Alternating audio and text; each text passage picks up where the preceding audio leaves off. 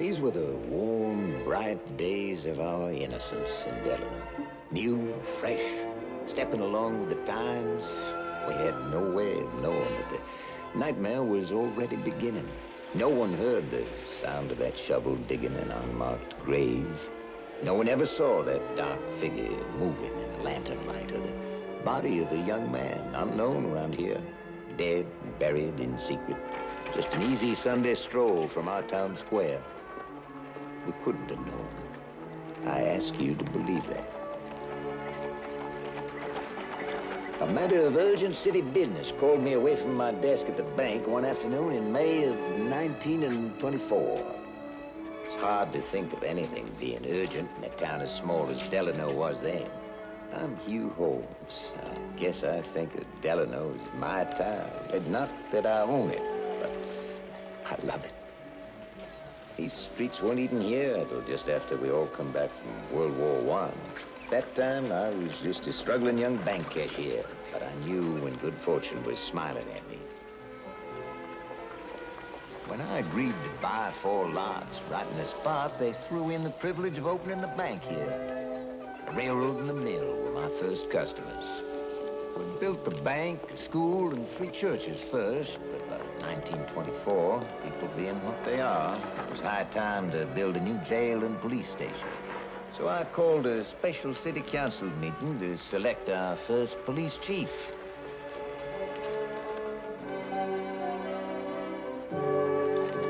I asked the council to meet me at the new station.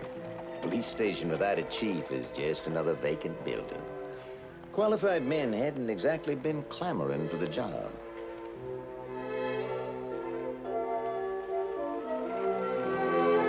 Morning, men.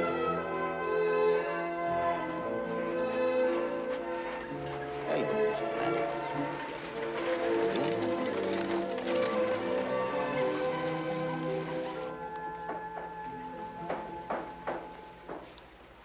All right, gentlemen, let's call this special meeting to order. Good. Now I move we adjourn. Come on, Idas. We voted to have a police station and a police chief 8 months ago. I say when this place is done, we turn the key over to Sheriff Skeeter Willis. Skeeter is busy with the whole county. The only time he ever comes to Delano is when he's looking for votes. Old Judge Baxter up in the State House made a lot of sense to me. Find yourself a good man, he says. Never mind about his experience. Hire a local man. Man people respect. He can grow in the job. Well, that's fine, but who've we got, Hugh? First application letter was submitted by Francis Funderburk.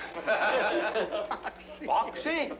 Foxy Funderburk feels his military experience, as well as his proficiency with firearms, qualifies him for the job. Foxy Funderburk's military experience consisted of getting kicked by a horse in England, I hear. It caught him in the head, if you ask me.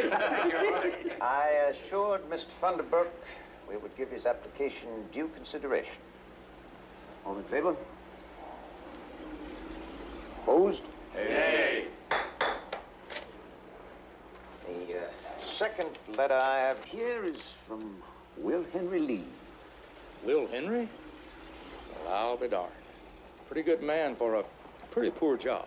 Yeah, what happened? Did the boll weevil do him in? Will Henry never had much luck farming cotton, but he stuck with it. I was ready to renew his loan at the bank, but he finally decided to get out before he got in over his head.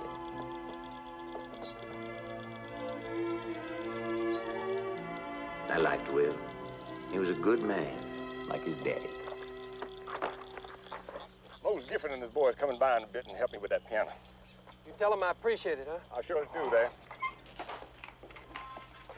Now, Nellie, if you ever want for anything, you come to us now. We're not going to be that far. Sure.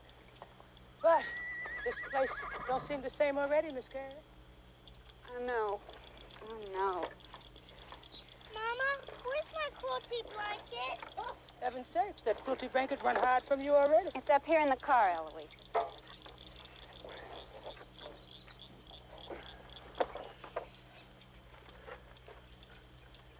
Jesse, you and little Josh are gonna have to keep the place up. Mr. Holmes is counting on you till he can rent it or sell it. won't be the same without you, Mr. Will Henry. You and me, we worked this land together many years. You're a good farmer, Mr. Will Henry. Good, not good enough now. To beat the boll weevil, you got to be both good and rich. Now, that's the truth. Jesse, Hoss Spence had his eye on this place for some time now. Probably gonna go for cows and peaches. Hoss Spence. He asked for y'all to stay on now. You remember something about Hoss Spence. He's a man who likes a lot of yasses and nosses. Yes, sir. Well, we got to be going, Jesse. Where's little Billy at? He with Joshua? I think he went back to say his goodbyes to old Dapple. Him and that horse gonna be do some pining away. Eloise, run back, get your brother. Give him a minute, Will. It's important. Come on, Eloise. I want you to show your mama where's middle C. That's good now. Where's that? Good. Show me the A. Now try to C again. Good.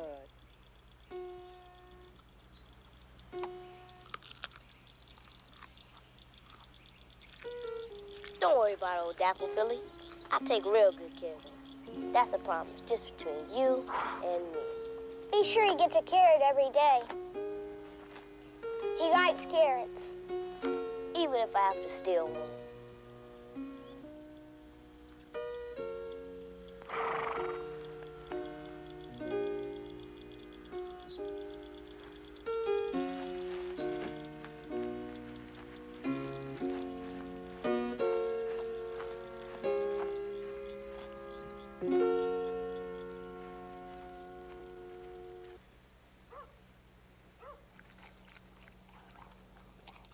Your application was submitted and voted on, Foxy. I'm sorry.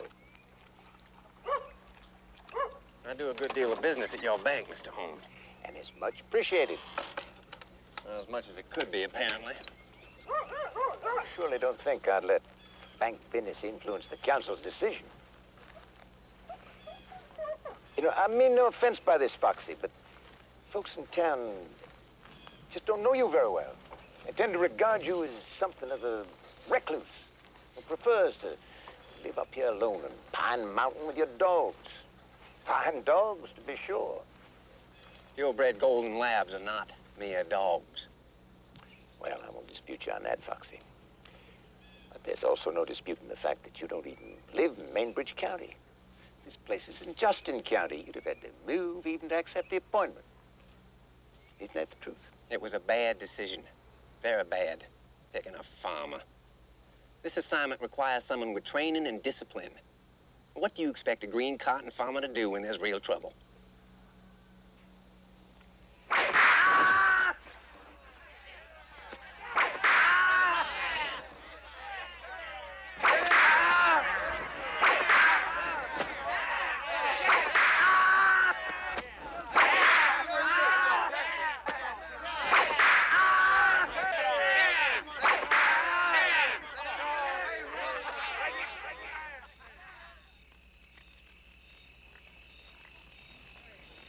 Catch you go fooling around with a nigger girl again, you ain't gonna heal up so fast.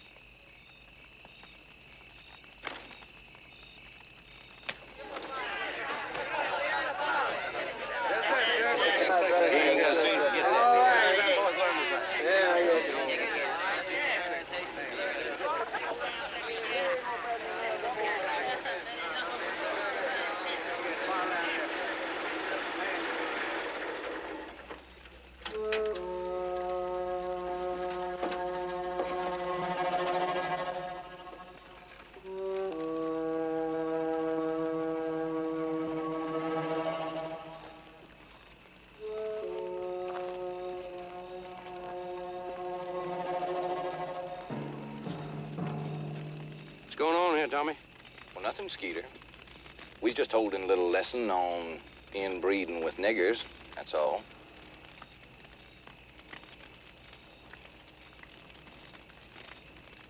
Well, far be it from me to interfere with some young man's schooling.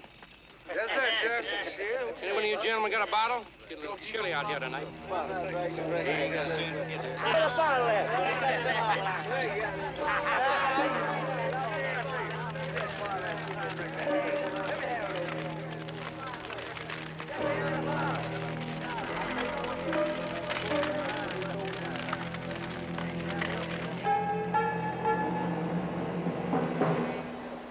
solemnly swear to uphold the laws of the city of Delano, this sovereign state in the United States of America, so help you God? I do. Congratulations, Chief. Thank you, Hugh. Thank you. Good luck, Will Henry. Thank you, sir. We're mighty proud of you, Will Henry. Thank you. Mighty Appreciate proud. it. Go to it, Will Henry. Good luck. Good luck, Will Henry. Thank you. Well, Chief, looking forward to working with you. Thank you, Skeeter. T.T. Brown from the Capitol will be through in a couple of days, and he'll outfit you with anything you may need in the way of equipment. Good, good. Long as you don't go over budget. Okay, Iris, I won't. Good luck, Will Henry. Thank you. Say, Will Henry, I know you're not used to carrying a gun, but we can't have our police chief walking around naked. This old Colt bunt line ought to serve purpose till your regular equipment gets here. Been in my family a good many years, but I don't know how long since it's been fired. You can see there's no notches in the butt. I probably won't have to fire this at anybody. Just show it to somebody to scare them to death.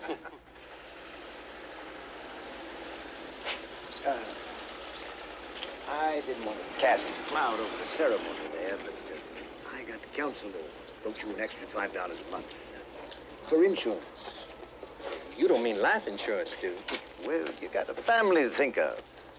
Well, that's true. I reckon that's a good idea. I appreciate it, Hugh. Carry an umbrella, it never rains. Yeah. Well, I expect the biggest danger I'm going to have around here is getting kicked by a mule in Saturday traffic. Well, if that's so, you better steer clear of Ben Birdsong's team. They're a little ticklish. You know, speaking of traffic, we could use one of those new automatic signals on the corner up there. Well, I do. Bank robbers! They robbed the bank!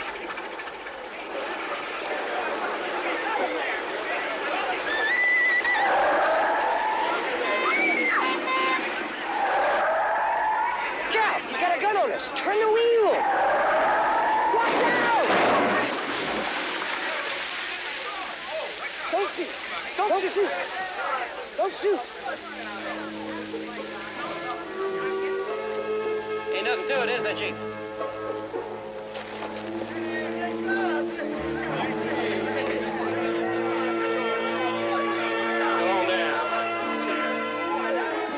After his daring daylight capture, those bank robbers, everybody in town knew Will Henry, but nobody knew about the nightmare going on among us.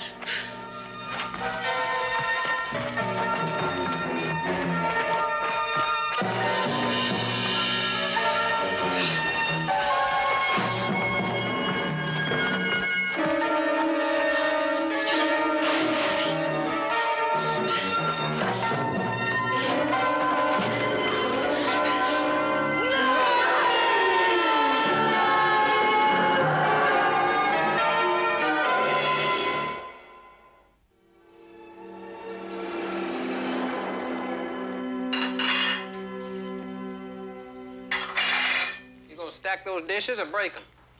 Can't help it, Will Henry. I'm still shaking like a leaf.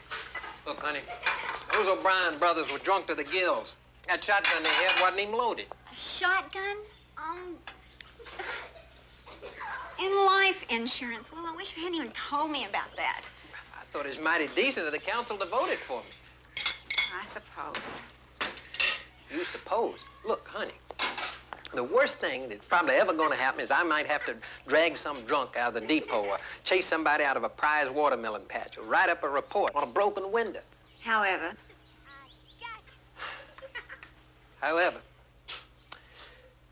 time may come when things aren't all that innocent. If that time ever comes, I got to put myself in jeopardy. I don't want to worry about you worrying about me. you're right. You're right.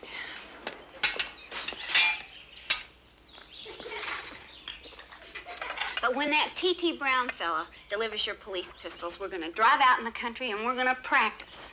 I mean, you're a good shot, Will Henry, but I think you should be the very best. That's my gal. Don't shoot, don't shoot. I got you. Put your hands up above your head. You're under arrest. Billy!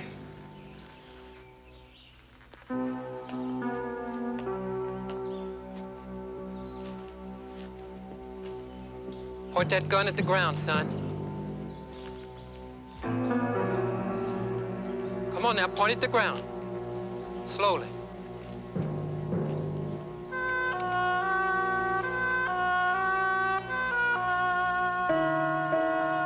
Now give me the gun, son.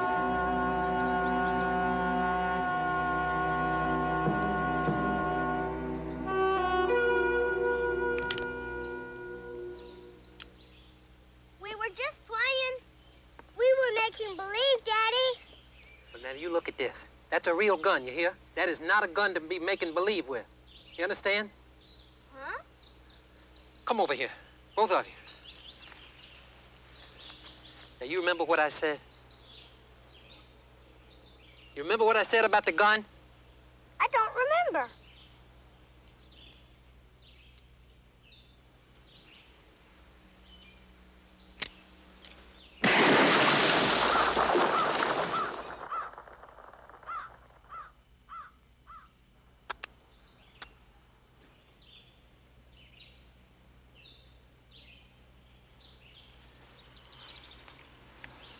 Now, what did I say about the gun, Billy? You said it was real. That's right, son, and don't you forget it. Now, you take it, you put it back where you found it. Take it, Billy.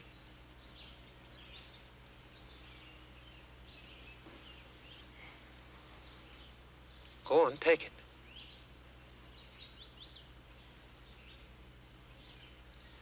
You remember, don't you ever touch it again, you understand? Yes, sir. All right, Joe, go on.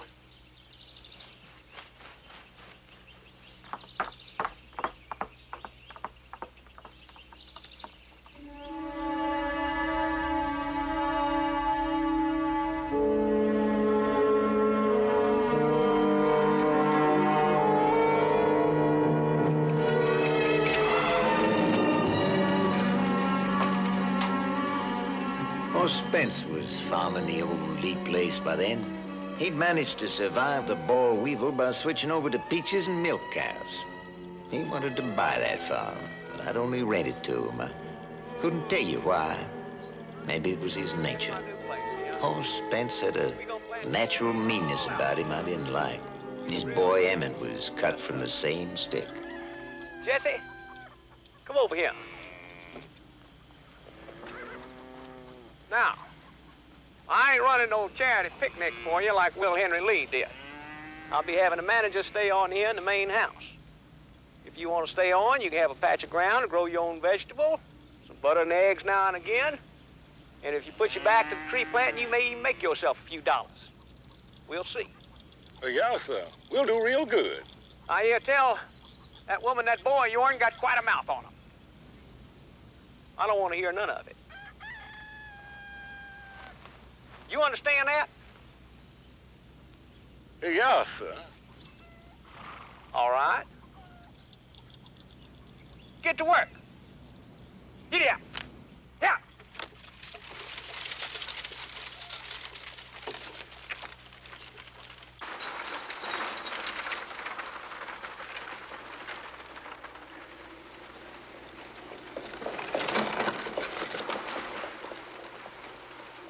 Well, I'd say you are now equipped with the tools of the trade, Chief.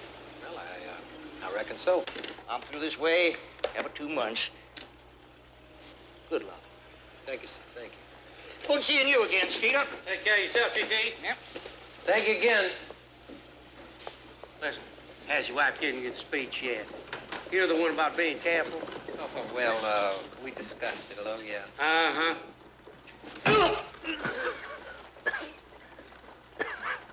Now, that hurt, didn't it?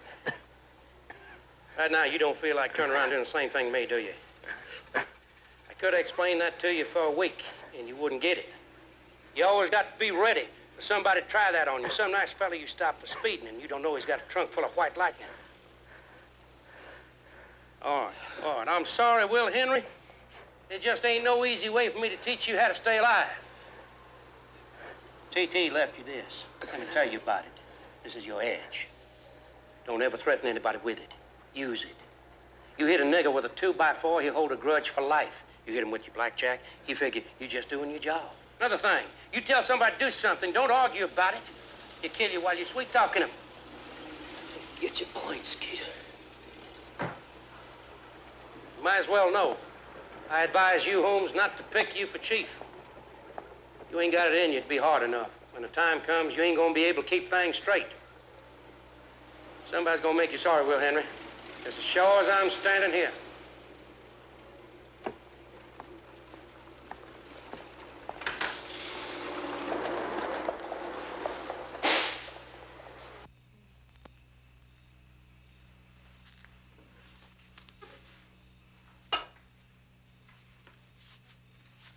I swear, if those mules could see you now, all dressed up. It looks nice.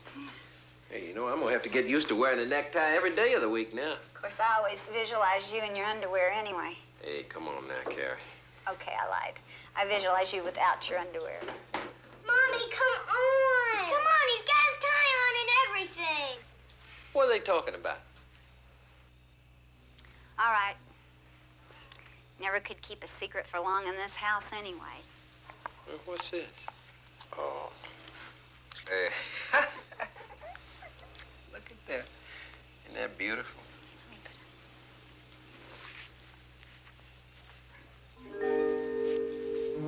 Love you, Chief. Thank you. Thank you all. I see old T.T. Brown's been busy around here. He was very nice. I was glad he came by. Well, it's real nice. Thank you. Well, you know, I almost forgot. I gotta run change. Hugh Holmes is expecting me down at the station. We gotta get ready for the big dedication tomorrow.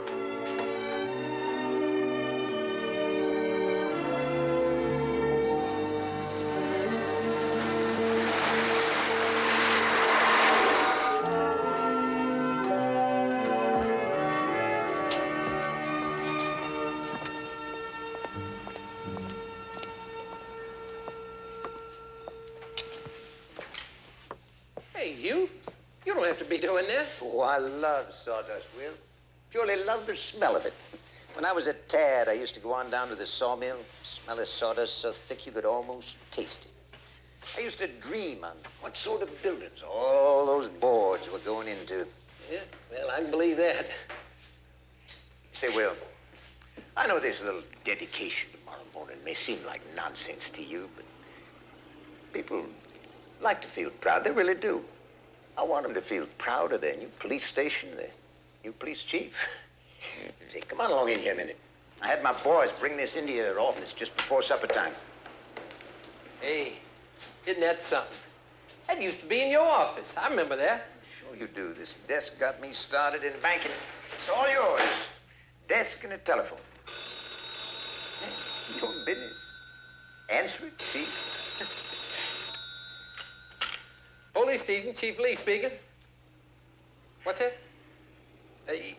Just slow down, ma'am. Well, don't go in the house. I'll be right there. Woman said that Grady Butts is beating up on his wife. Butts is a mill hand. He's steady enough when he's not drinking. Getting seldom. Come on, I know where he lives. Grady, let the boy go to bed! Let the boy go to bed!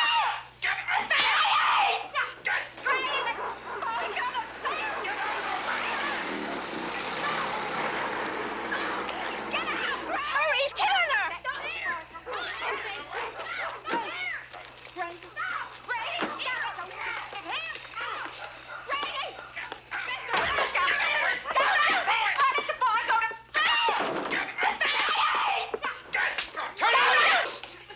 Who the hell are you? Get out of here. This is private property. Now get out of here. You all right? I think Dr. Mann ought to take a look at that. I'll be all right. Come on, get up. Let's go. I hope you're gonna kill him. Sonny, come here. Come here, son. Come on, out the door. Let's go.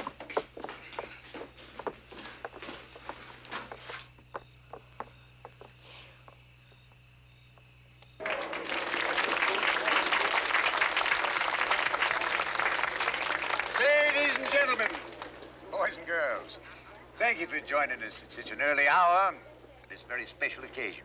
We decided to hold this dedication before the start of school and the day shift at the mill, so y'all could get a look at your new fire and police station on a working day. Most of you already know Earl Chapman, chief of our volunteer fire department. Now we want you to meet your new police chief, Will Henry Lee.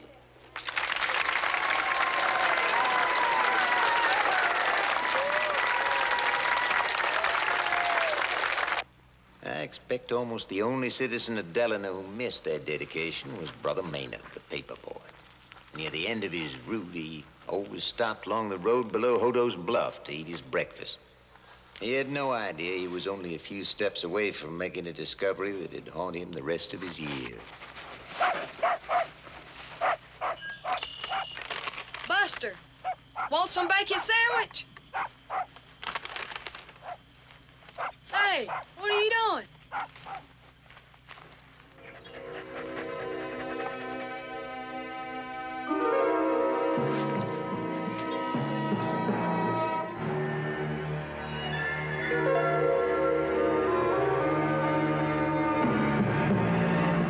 Real nice celebration, Will. Yeah, it was, it was.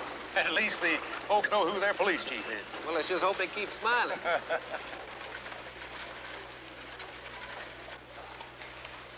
Morning there, Mr. Funderburg.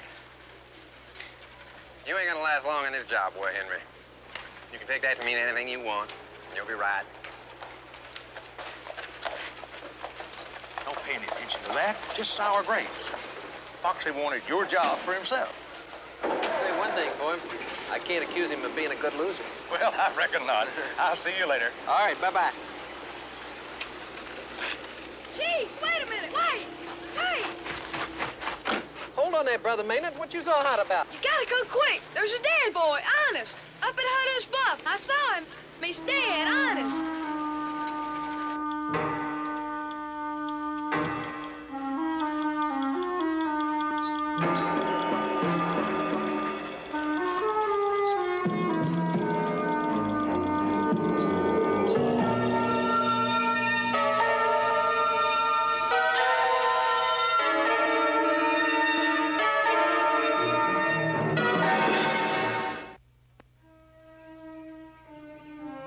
Lamar Maddox and Dr. Frank Manton were surely accustomed to death in all its usual forms, but this corpse was a mystery. The victim was a stranger in these parts. Besides, Dr. Manton found some bruises on the body that puzzled him. I called Dr. Carter Sauls over at the Capitol. He's an expert on postmortems. He said he could be here by 4 o'clock. I had to promise him a chicken dinner before we would agree to make the trip. I reckon if we can solve this for a chicken dinner, it'd be a bargain. He wants us to keep the body in a cold room until then, and he asked me for an estimate of time of death. I said about 48 hours, more or less. You fellas think the Klan may have had something to do with this? You know, they have some meetings up here on Pine Mountain sometimes. Well, I did hear they beat up a white boy over there near the county seat not long ago. Something to do with a colored girl. Well, I reckon if I'm gonna find the answers by 4 o'clock, I better get going. Anyway, I wouldn't rustle my tail feathers trying to find out who did it. That's probably hobos. Hobos? Happens all the time. That boy was probably drifting through with another couple of boys or so, and they probably seen something they wanted on him, like a pair of shoes or a shirt or something, and they killed him for it. Hobos always killing each other over whiskey or less. Anyway, you can just forget about the Klan. You can just plain forget about it. A lot of very highly thought of people in the Klan, Will Henry. Just leave them be. They can take care of things that sometimes you can't. Yeah? Well, I don't hold with horse whippings and people that burn crosses to scare innocent colored folk. And I got no respect for a man who hides behind a white sheet. Now, you can repeat that any way you want to.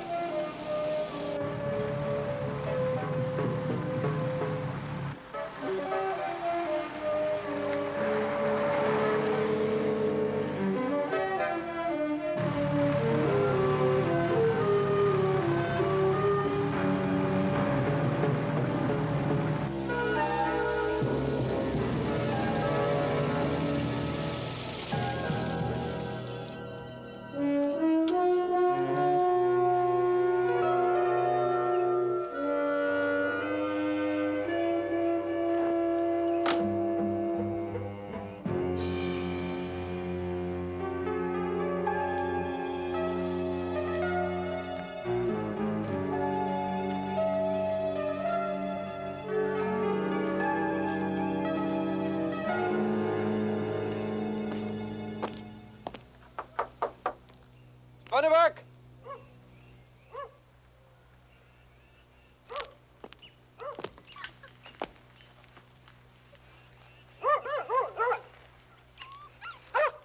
Foxy!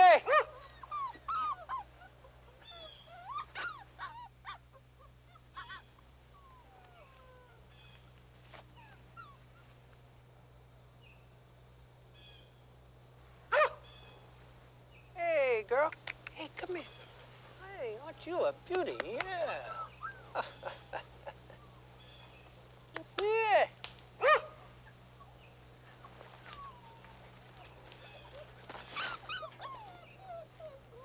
Oh, yeah.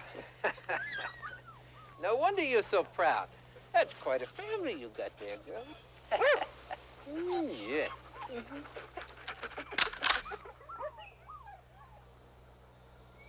You see, readiness. You weren't ready. I could have killed you. You wouldn't even have seen me. Well, I didn't come up here expecting to get killed. Exactly. Readiness. Police chief should always be ready for the unexpected. I'll try to keep that in mind.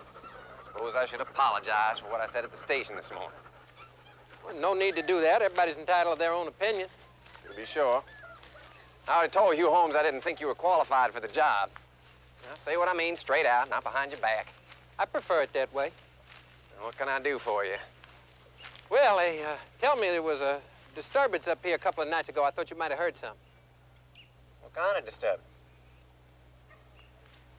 Well, some folks say that the Klan sometimes holds meetings in that field over there across the road. Sometimes, I guess. Not recently. Anyway, not in your jurisdiction. This is Justin County. You're right about that. This is a special matter. Huh? Well, I don't pay much attention to the Klan. They burn a cross once in a while.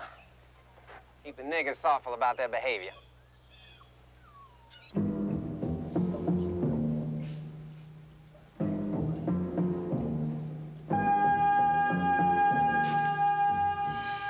I'm planning a book on forensic medicine, Frank. Did I tell you about it? Well, are we going to have to wait for your book to come out, or do you have an opinion you'd like to share now? You're new at this, aren't you, Will Lee? Not as new as I was this morning. Well, Chief, for your records, you can report that the victim, white male, about 16, died as a result of a fall. Prior to that, however, the lad had undergone tremendous physical abuse. It probably made a broken neck seem like a blessing. They'd been bound hand and foot for an extended period by heavy wire handcuffs. Been beaten methodically on both sides, probably some sort of fixation. Now, the beating was administered by a heavy strap, possibly, but more likely a rubber hose. Now, the rubber hose is a police technique. Footnote. The lad was compelled throughout his torture to sit on some uncomfortable surface. It's hard for me to tell what, but I think it was a heavy rim bucket or maybe even a keg, perhaps. Come on, Carter. What's the rest of it? There's no evidence that the boy had been sexually molested, but I think he escaped prematurely. Not a doubt in my mind that this whole episode wasn't sexually motivated. I don't believe anything like that could happen in Delano. Oh, when you've been chief a little bit longer, I think you're gonna find that there's all kind of people in Delano like there is anywhere else. You step beside them in church, and you pass them on the street. Probably even voted for one once in a while. Tell you what, Chief. I'll send you a set of the pictures. May need them for your file.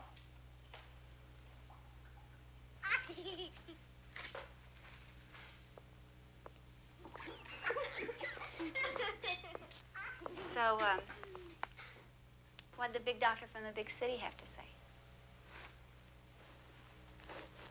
Big doctor from the big city said that that boy broke his neck running away from a sex maniac.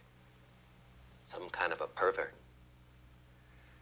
Honey, you remember the other night when I arrested Grady Butts? You know what that kid of his said to me? He said, I hope you're gonna kill him. He wanted me to.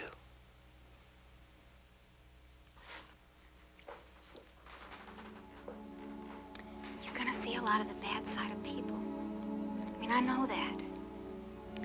But I'd a lot rather have you dealing with the good and the bad than somebody who doesn't know the difference. I don't know. Maybe Skeeter Willis and Foxy are right. Maybe I'm not cut out for this job. We went into this together, remember?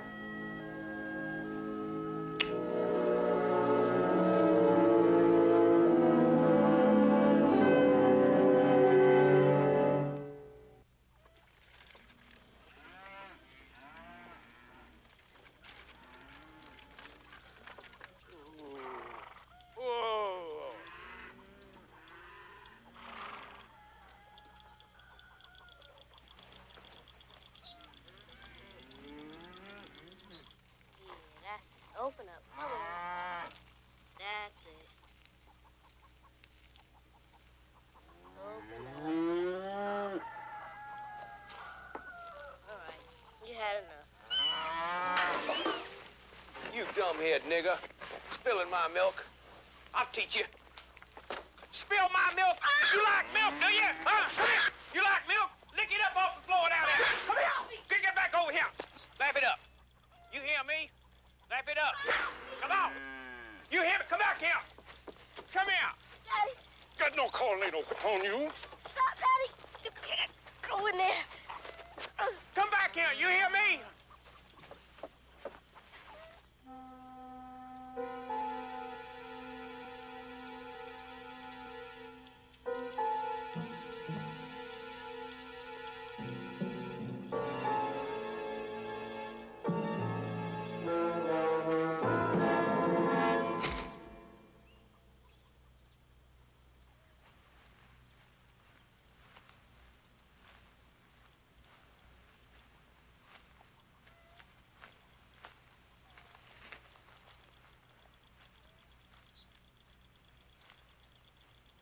Well, Carrie, what do you think of city life so far? Well, the houses are closer together, but the children are harder to find. I don't know. Never had to iron creases in my shirts before. Any word on that boy yet? No, but I got the photographs from Dr. Sauls. You know, old Skeeter Willis seems to think that boy was a runaway, riding the rails. Got mixed up with a bunch of hobos. He could be right, I suppose. I drove by that old hobo camp down by the tracks this morning on my way to church. There's a new batch of tourists down there from who knows where. Well, y'all have a pleasant afternoon.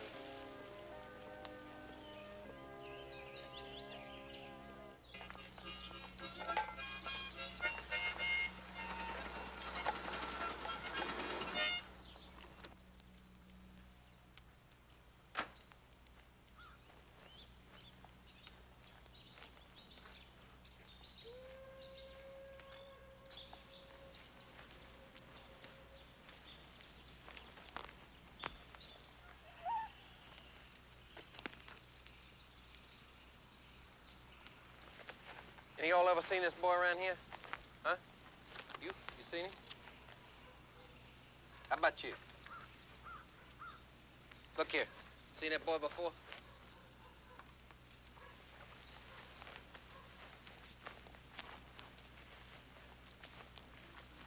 You ever seen him? Huh? You ever seen this boy before? I'm talking to you.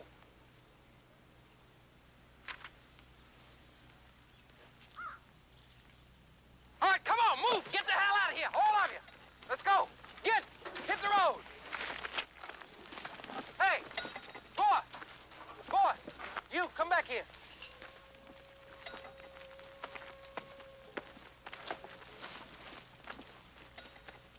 Where you from, boy? Jackson, Michigan. Look at that. See that? That boy's dead. You want to wind up like that on some undertaker slab hunk? Your folks wondering where you are? No, sir. Well, then you get the hell out of here. You don't come back. I don't want to see you around here again. You hear? You hear?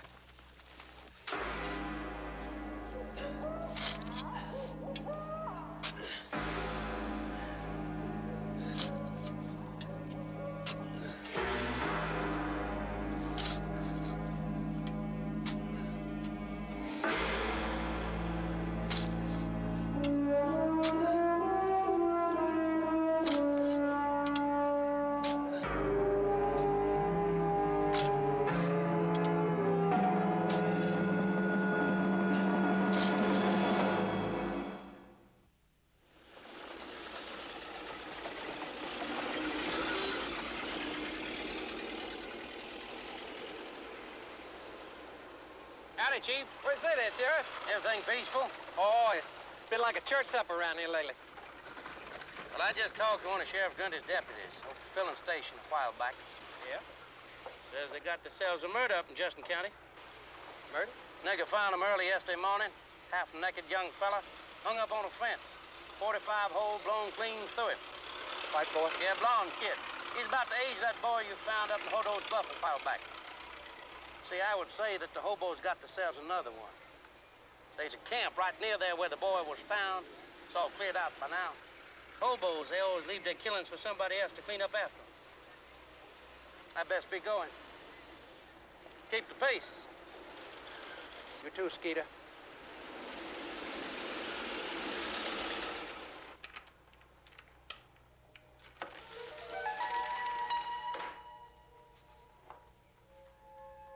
Skeeter's mention of still another dead boy sent chills through Will Henry Lee. He was sure it was no coincidence. He dug out the notes he kept in that special black notebook and the pictures Dr. Sauls had taken. He knew he'd failed once. If this latest murder was kin to the first, he had to find out. He was a police chief. Still, he had to realize that Justin County was not in his jurisdiction. They was walking a tightrope between the two counties, not to mention two sheriffs.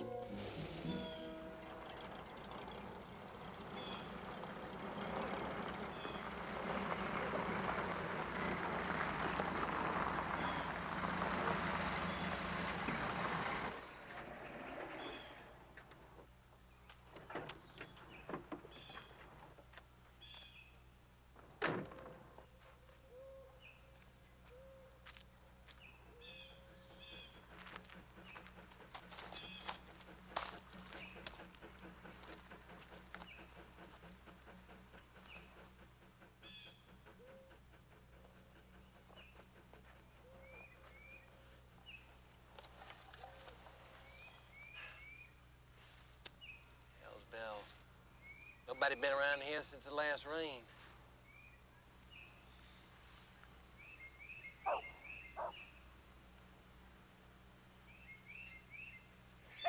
Only time you come calling or passing the time of day is when someone's been killed. I don't much like that, Chief Lee. No offense, Foxy. Yeah, well, I find it downright offensive, I can tell you. Well, I'm sorry to hear that. You know, I figured since you hunt down there by that hobo camp, you might have seen something. Good hunter like you don't miss much. You're right there. As far as I know, there haven't been any Knights of the road in that bivouac for over a month now. That's the way I figured it. Maybe you'd like to come by when I have more time. Yes, sir, I'll do that. I buried him this morning. Why so sudden? Why not? Well, I thought there might be a post-mortem or something. Well, there's no doubt about the cause of death. No mystery about the victim. His name was Frank Collins. His aunt and uncle over in Wayville heard about the shooting. They came over and identified him. The boy ran away from his home in Ohio, they said. Well, why didn't they want to send the body back to Ohio? Said it wasn't practical. They placed a call to the boy's parents from here, in fact. Excuse me, sir. Did you notice any marks on the body, anything unusual other than the gunshot wounds? Yes. Bruise marks on the wrists, like he might have been tied up or handcuffed. Well, I wonder if you wouldn't mind writing out a description of those bruises for me, exactly as you remember them, and sending them to me. Well, I suppose I could do that, but it's already been investigated. What do you mean? Well, I asked his kin if they thought the boy had been arrested or something. They said he only left that house 4 days ago.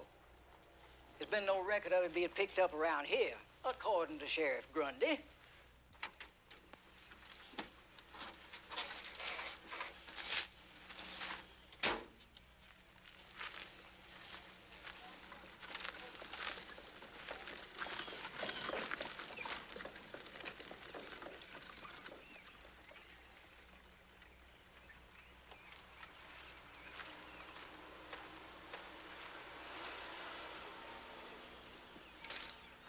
Lee, what the Sam Hill are you doing here? Hello there, Sheriff Grundy. I was just checking on the death of that young boy. Mr. Underwood here seems to think he had the same kind of marks on his wrist like that other boy we found. All sounded kind of familiar to me. Yeah? And you've been harassing Foxy Funderburk again. He just called me. I don't like you badgering friends of mine. I don't like it at all. Well, all I was doing was asking him about those hobos. You know, there's a camp near there. I think you're misinformed. Now, hold it. Every time a two-bit town hands out a 10 badge to a farmer, he thinks he's taking over. Now, let me just tell you something, Chief, so's you're not misinformed. I'm filing a formal complaint with your city council. And that fancy Hugh Holmes, maybe they'll see fit to either fire you or keep you out of my county and in your own little backyard. Now, why don't you do the duly elected law around here a favor and get on home?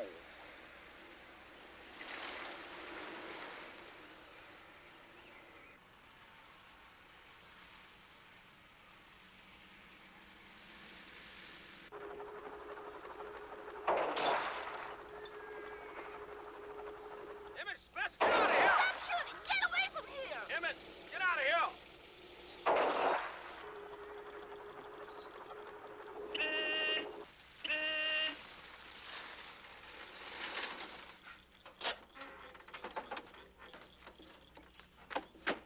Boy, give me that gun.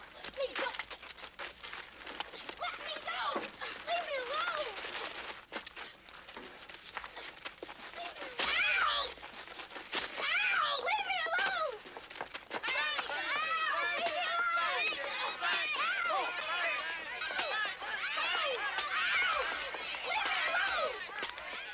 Go in there. Get in the car, you hear? I'm gonna ask these people what your daddy owes them for the window. Thank you. Thank you.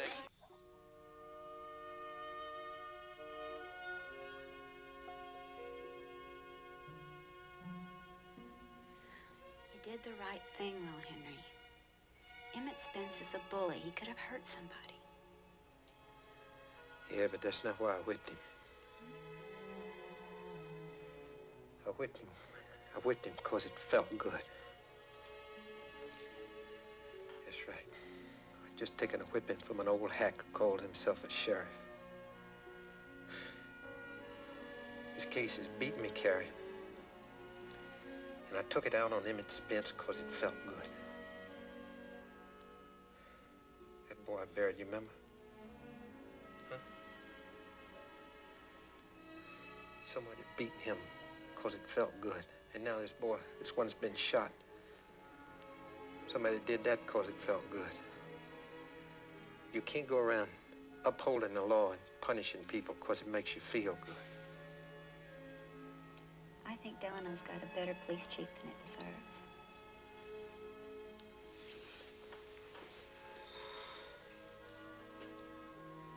I still think Emmett Spence got the lacing he had coming.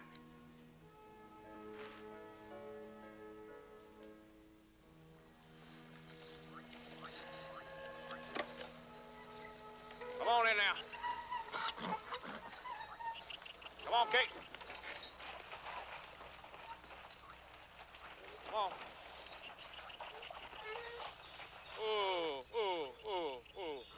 Okay, boy, let's get at it. Get them sacks off and start shoveling.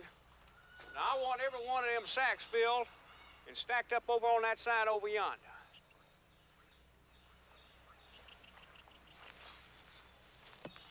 Mr. Hoss, mighty bad out there now.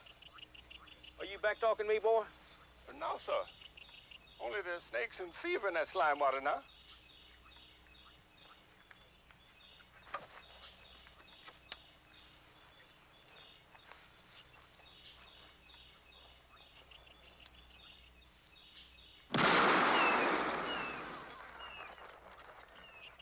There. You see any snakes floating? Maybe you just more yellow than you are black. Get on out there.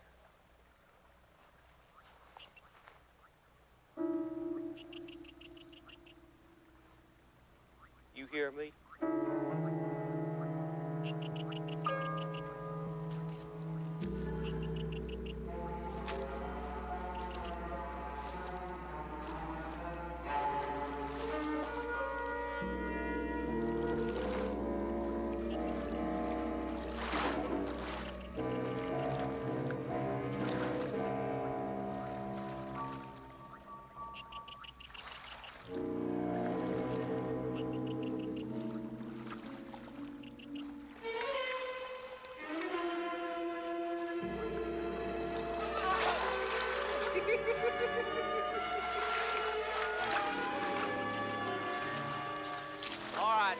on. Come on back here and start filling up them sacks. Listen, you want to move your worthless carcass off this farm.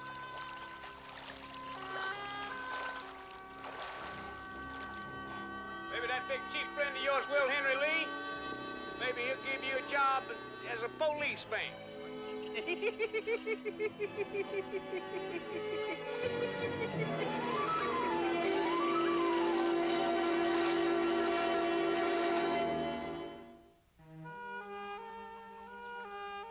Jesse'd braved the threat of snakes and Hoss Spencer's shotgun for days, laboring in that swamp. But the predator that laid Jesse low was a simple mosquito. Malaria turned the world into a swimming hallucination for Jesse. For more than a month, he shook with chills when he wasn't drenched in his own sweat. He couldn't work, so Hoss Spence ordered them off the farm. Is Mr. Hoss still here? No, Jesse. Mr. Will Henry, Miss Carey come to see you. Tell Mr. Hoss I'll be up there tomorrow. What's the day? Lie still now, lie still. Try to sleep some. Doctor say he wants you to sleep.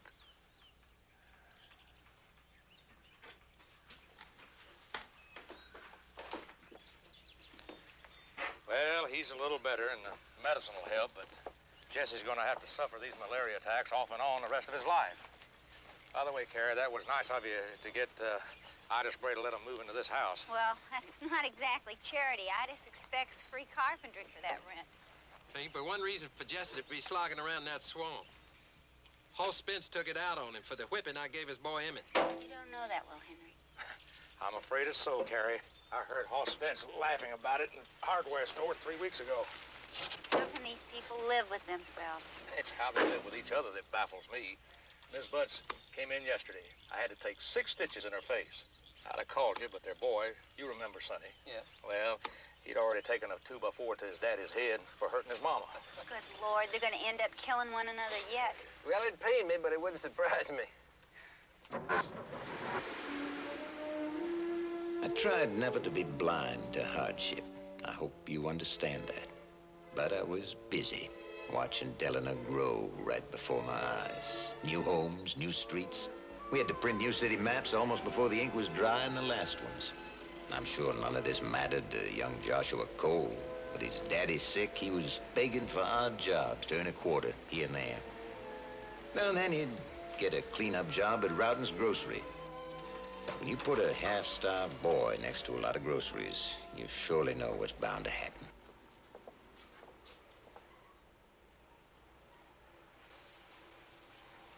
Come on, Joshua. Come on. Now, you go on out there. You wait for me by the car, you hear? Go on now. Now, look here, Will Henry. Now, I know his folks are on hard times. You can't just let him go. Now, I can't have the people of Braytown thinking they can just walk in and help themselves. Yeah, and I'm not letting him go. Just trying to weigh the severity of the crime. Oh, come on now, Will Henry. Now, you know that I don't want him sent to county camp, but now, isn't there another charge? A misdemeanor? That's the way I see it, too, Ed. Thanks.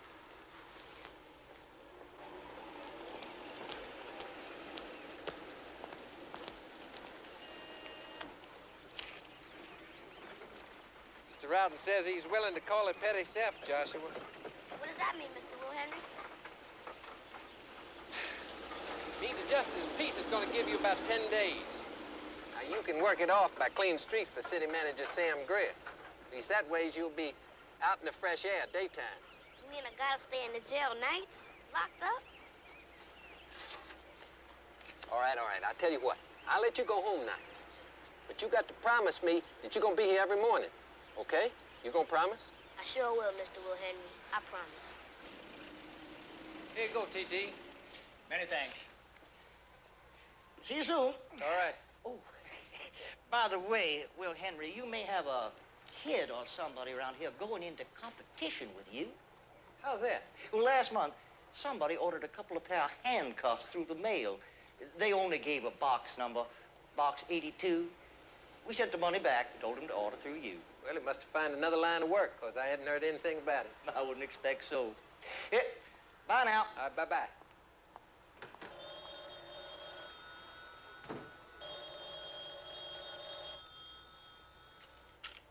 Chief Lee here. Morning, Will Henry. Skeeter Willis here. Say, I got a call from the sheriff of Fuller County last night. A runaway boy from up there, a friend of his son's.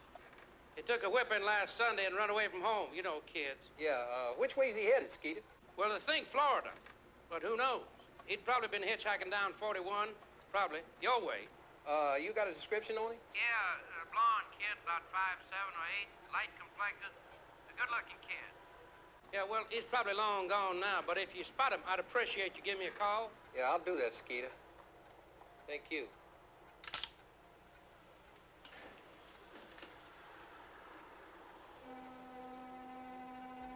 They've been bound hand and foot for an extended period by heavy wire handcuffs, beaten methodically on both sides. Probably some sort of fixation. Now, there's no doubt in my mind that this whole episode was sexually motivated. Apparently, the lad was compelled to sit on some uncomfortable surface throughout his torture. Now, the beating was administered by a heavy strap, possibly, but more likely a rubber hose. Now, the rubber hose is a police technique. Somebody ordered a couple of pair of handcuffs through the mail. They just gave a box number, box 82.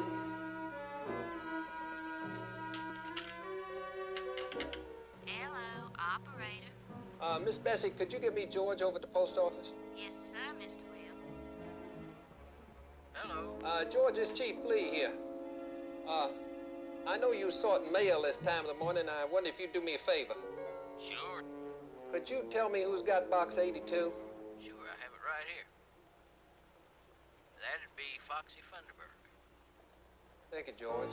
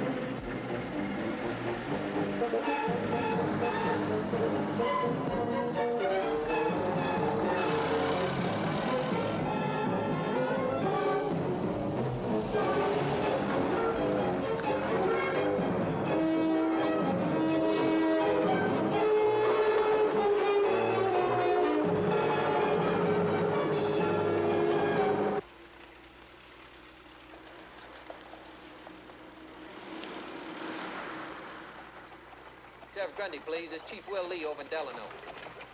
Well, you tell him when he gets back that I'm on my way over there. I'm gonna need his help in getting a warrant. And never mind for what. You just tell him that I got evidence of a crime that's not in my jurisdiction. And ask him to wait for me, would you? Thank you.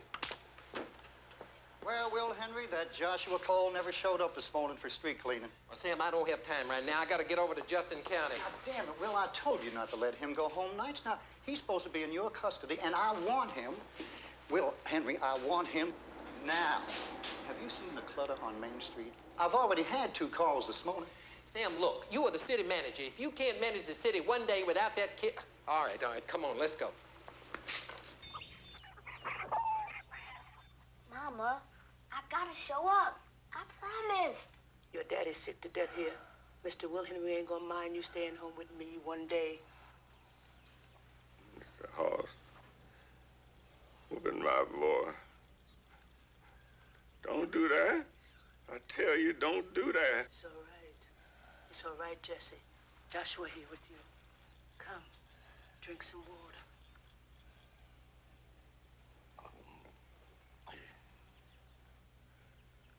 Joshua? Mr. Hoss got no right whipping my boy. Joshua? I'm right here, Daddy.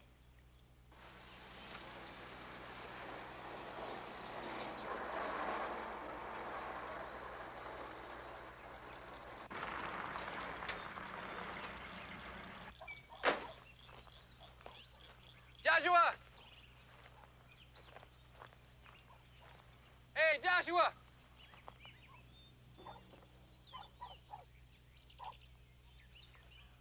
Joshua! Oh, Mr. Will Henry. Jesse's real sick. I keep Joshua home if I need help. Well, I'm sorry to hear that. You want me to call Dr. Manton? Oh, yes. Thank you so much. What's Mr. Hoss doing here? Mr. Hoss don't whoop my boy. Got no right. He's gonna leave us be. Mr. Hoss, leave us be.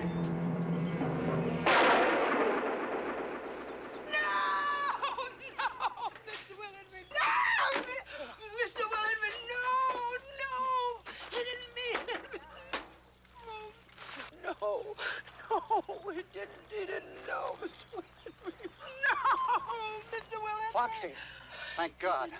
Come over here. Help me with him. We got to get him to Doc Manton.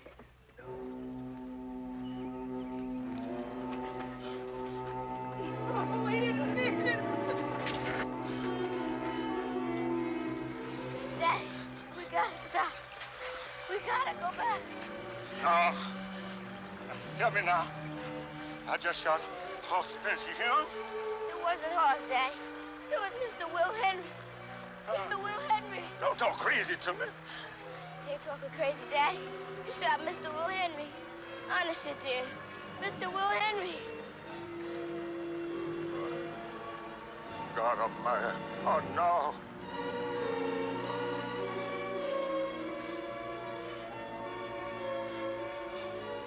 Joshua, listen to me now.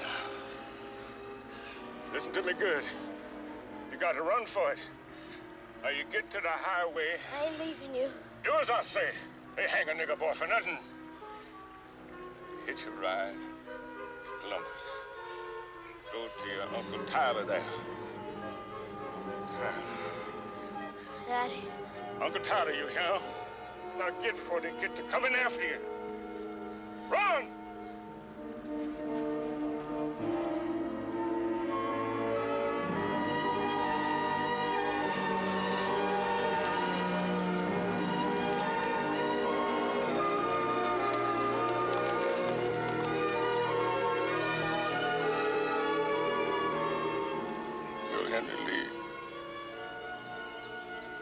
Tell me, what did I do?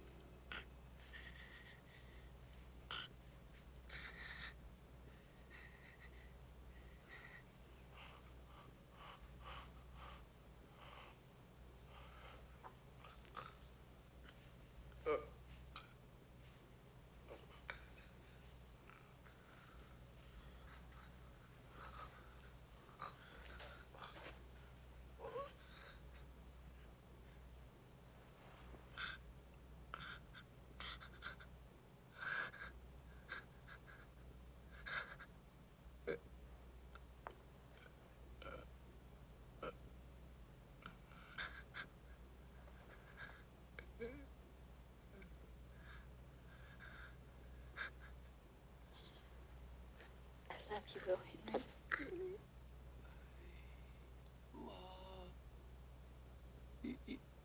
You.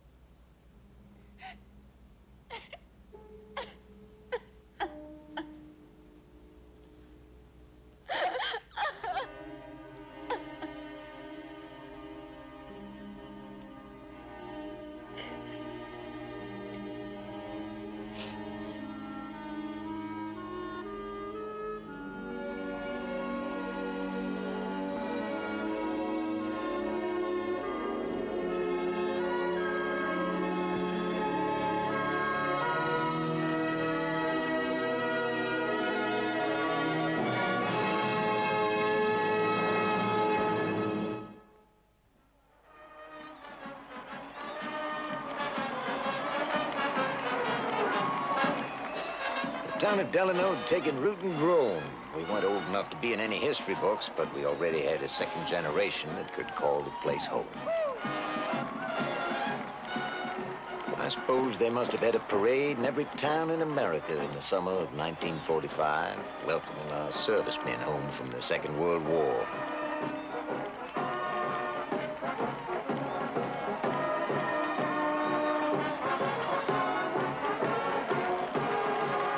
A lot of towns might have had bigger parades and better bands than Delano, but we did our best.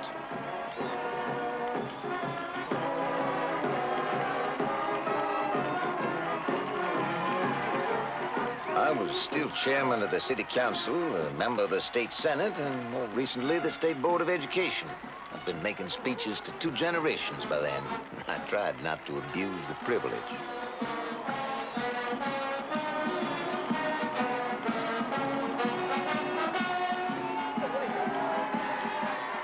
Foxy Funderburk seemed to look forward to parades. It gave him a chance to wear the old uniform he'd been saving from the Moors since World War I.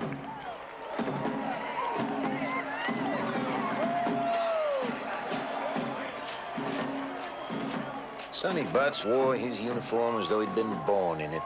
Most folks had forgotten his father, brutal, drunken man, dead in a farm accident years before. But for his mother, this was the high point of her hard life, to see her son honored by the town.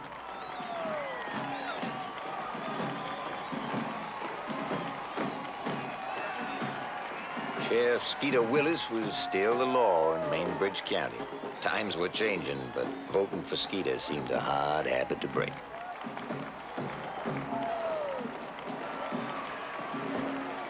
The war had given some of our young Negroes a chance to better themselves. Marshal Peters, for instance, had learned a trade in the Army. He and his wife Annie looked forward to a business of their own.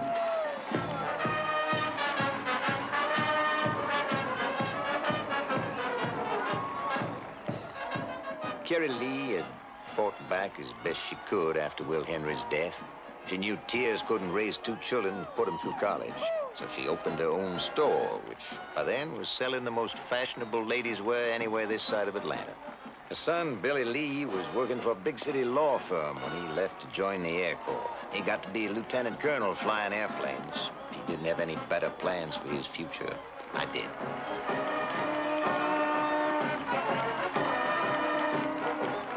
Will Henry would have been proud of his daughter, too. Ellie had lost her new husband in the war. She grieved for a while, but there's a lot of her mother in her. They became partners in the shop. But it was the new member of the Lee family I was anxious to see. I'd heard Billy brought back a beautiful English-Irish war bride.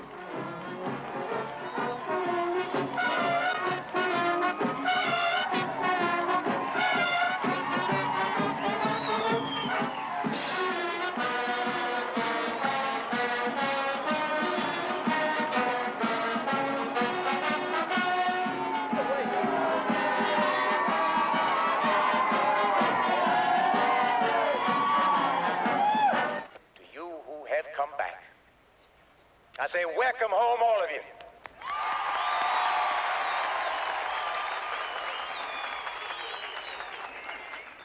We've tried to keep Delano a decent town, a town you'd be proud to come home to. As a small but tangible way of saying thank you, the city council's voted to offer the first openings on city jobs to returning veterans. As a first step in that direction, the council just this morning appointed the state's most decorated soldier, First Sergeant Sonny Butts, to the vacancy in the Delano Police Force.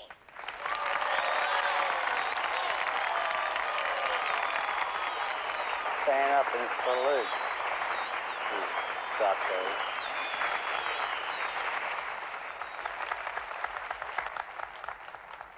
Now, Colonel Lee, would you do us the honor of dismissing these gentlemen so they can find out what a Delano welcome's really like?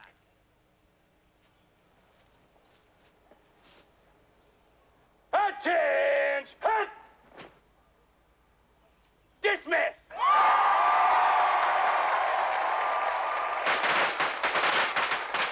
Hey, Marshal! Hey, Billy! I mean, Colonel. Good to see you. I just heard you were awarded the Bronze Star in Italy. Is that right? Congratulations. Hey, thank you, sir. You got a good man here, Annie. Yes, sir. That's a fact. There you are, Colonel. I just had what seems to me a first-class idea. Why don't we have Sergeant Peters here? Marshal, why don't we have him assemble the troops this time and you give the speech?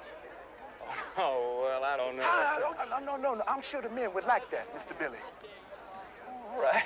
I think I'd like to do that, Marshal. Trish, Mama, Ellie, y'all go on along. We'll join you later. Let's go. You look real pretty, Annie. Oh, thank you, Miss Carrie. Don't like to sound like a tourist in my new home, but do they always have separate ceremonies like this? That is a good question, Trish, but 20 years ago, there wouldn't even have been a second ceremony. Sheriff Skeeter Willis seemed to approve of Sonny's appointment to the police department. He never thought much of Officer Charlie Ward there. Right. And, Sonny, do you know Chief Thomas? Or of our aging police chief, Melvin Thomas. Yeah, I'll see you later, Chief. Well, Sonny, I think you got what it takes. I think you and me gonna hit it off first rate, Sarge. You can bet on that, Skeeter. I wish your daddy was alive to see you today. You do? I'd probably have to arrest him for drunk and disorderly. At least he spared us that, Mama. I got your room all fixed up for you. And I'm making chicken tonight, special. Not tonight, Mama, huh? I got some relaxing to do. It's been a long time. Sure, Sonny, whatever you say. Well, I think I see some wild oats sprouting. Why don't you let me drive you home, Miss Butts? It'd be a pleasure. Well, now, thank you. Take care now. Sonny, it's gonna be great having you on the force. Believe you me, we gonna snatch some folks' heads sideways around this town. Just don't you ever grab a hold of me, Charlie. And we get along just fine. Sure, Sonny. Sure.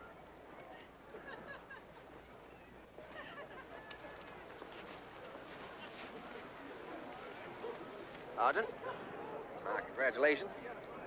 Thank you. General? You've done a fine job for your country, Sergeant. I understand you were considered for the Medal of Honor. Politics. Yeah. Well, I want you to know that my experience is always available to you. If you ever need any help, just ask. I'll do that.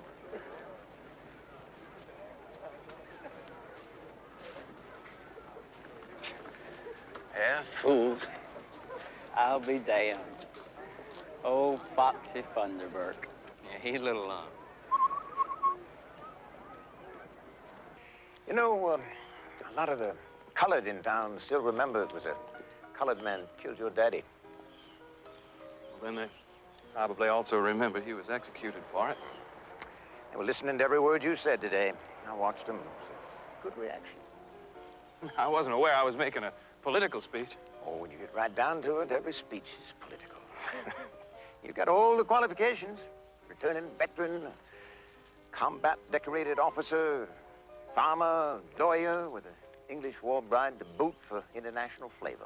Wait a minute. You said farmer somewhere in that list of credentials. Well, it might be arranged if you're not dead set and going back with that bunch of big city lawyers you were working for.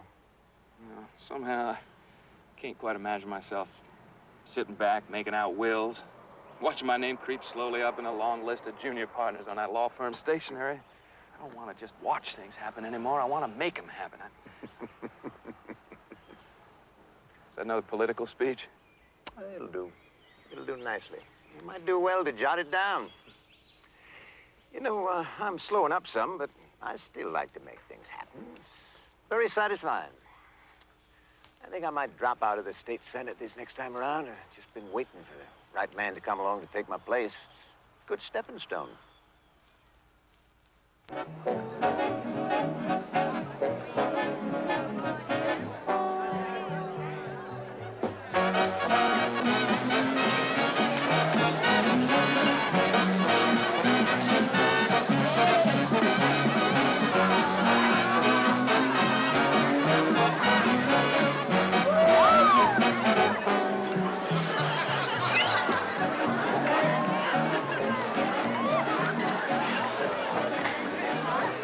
Yeah, we can run the department just about any which way we want to, Sonny. I ain't kidding. I mean, old Chief Thomas, he got a bad ticker, you know. He tries not to let on, but he goes home every day for a 2-hour nap and a lunch, so he won't keel over. As long as we write up enough tickets, keeping niggers quiet and breakdown, just like we was our own boss. I ain't like that. I like that just fine. The blonde, yellow dress. What's her name? Her name's Charlene. She's from LaGrange. I wouldn't mess with her, though, Sonny.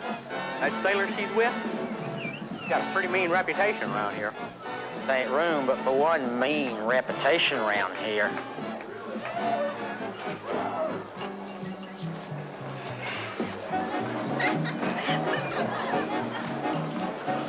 Shove off. Me and Charlene's gonna get acquainted. Hey, get lost, Hick. Oh, you just made a big mistake, Swabby. Oh, yeah? Oh, yeah.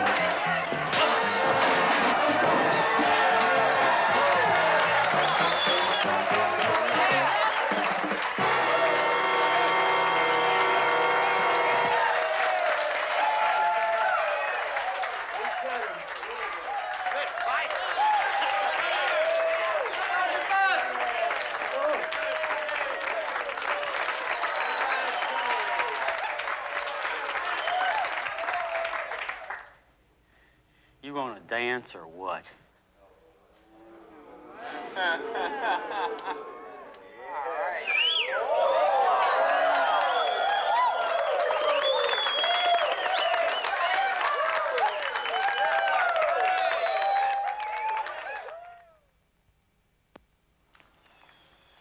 Does Mickey Shelton know you planning on opening a repair garage, Marshal? Didn't figure I had to notify him, sir. That's where you learned auto mechanics, isn't it, Mickey Shelton? No, sir. Never did much but grease jobs and oil changes for Mickey Shelton. It was in the Army where I really learned my trade. They used to call me Dr. Peters. I can get any old half-dead truck back in action. Dr. Peters, huh? Well, huh? Hey, I can fix anything that moves on a car or truck. How about you, Annie? You willing to wash all those greasy rags and keep the books to see he makes a go of it? Yes, sir. I know he can do it. You're a good man, Marshal. I'd like to help. The bank will loan you $1,000 for your down payment on this house and barn. Yes, sir. Thank you, sir. Thank you. You come see me tomorrow. I got another stop to make. I might not get back to the bank this afternoon. First thing, sir. In his first 3 months on the job, Sonny Potts set some kind of record for handing out traffic citations. Sonny also talked Chief Thomas into buying a motorcycle for police work. He claimed it had something to do with economy. Actually, I think it had more to do with visibility. Sonny liked to be seen riding through town, uniform, gun and all. I had no real objection to that, but something about it bothered me.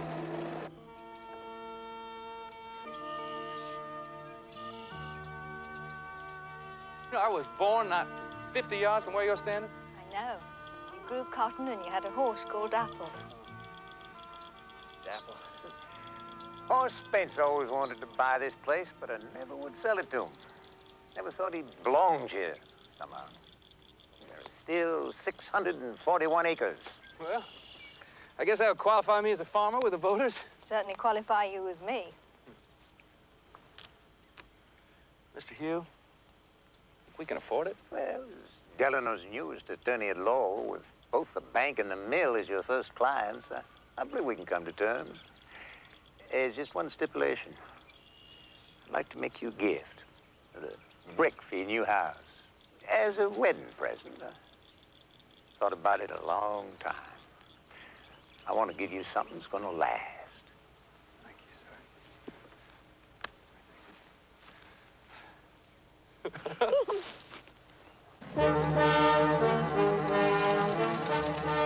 Sonny took to riding that motorcycle more and more on hunting expeditions for speeders. One day, he decided to try his luck up on the road from Pine Mountain.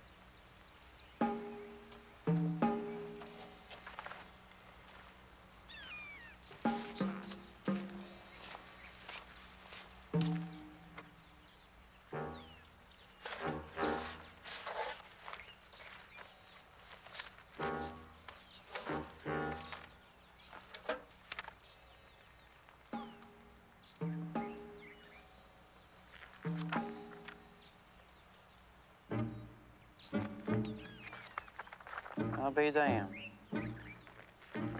Wonder if the old boy's starting his own police force.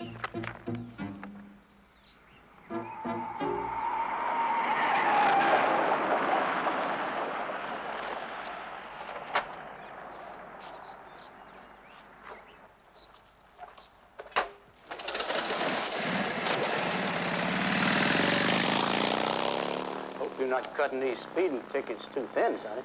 Don't want us getting a reputation as a speed trap, you know. Well, I reckon I'll head on home for lunch, Sonny. You hold the fort, huh? All right. Oh, Chief.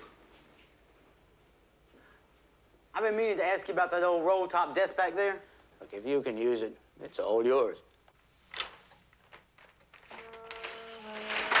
That old roll-top desk I gave Chief Will Henry Lee years before hadn't been used since. Just gathering dust.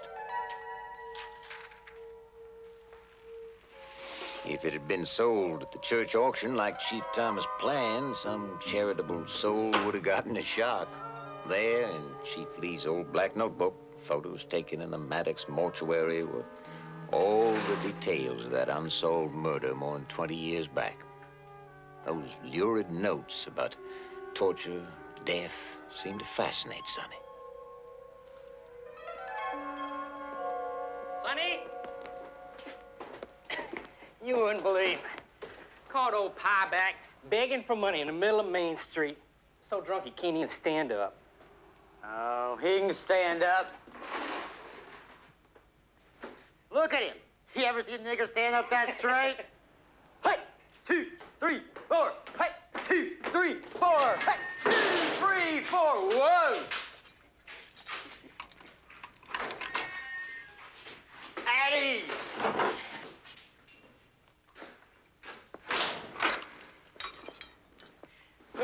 Two, three, four.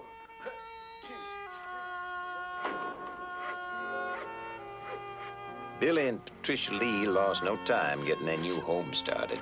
Billy was so busy with his new law practice and making plans for a political campaign, he left most of the supervising to her. I had a feeling the house would be the better for that.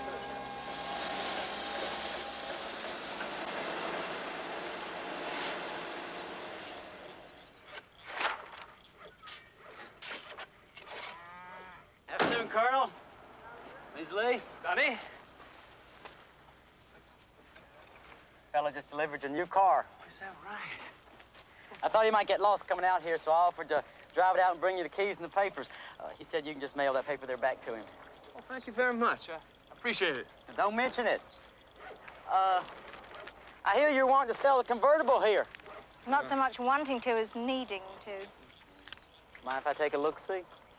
No, go ahead. Yeah, engine's been completely overhauled.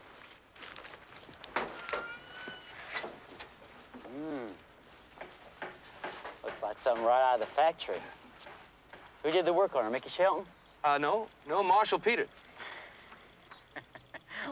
I've never seen a nigger yet could fix more than a wheelbarrow. Well, I don't suppose a lot of them ever had much more than a wheelbarrow to work on. Marshall learned auto mechanics in the Army. He's first rate. Eleanor Roosevelt's niggers. We got along just fine without them, Colonel. How much you asking for? Well, you know, I'll tell you, Sonny. This car's got a lot of sentimental value to us. Oh, I understand that. That part of her you can keep. You tell me a fair price for the rest of her, and I'll write you out a check right now.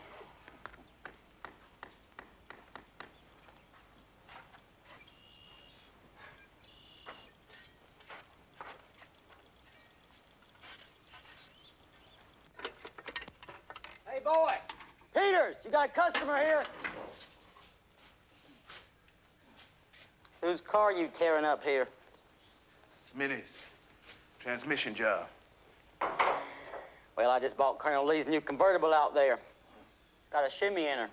And them red caps do that sometimes at high speeds. Yeah, well, you just go balance her up.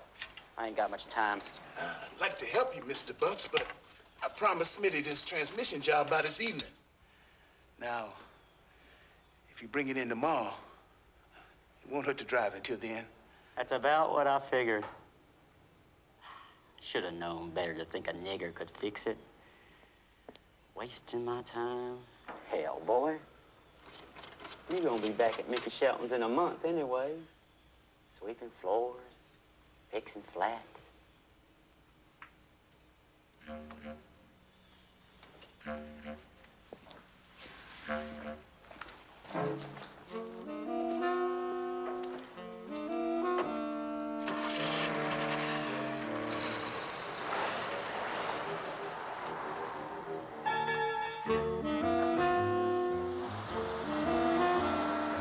You talk to Colored better than you talk to him.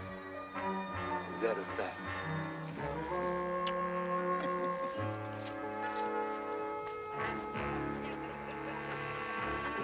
A political meeting of sorts was held one night in a hillside on Pine Mountain.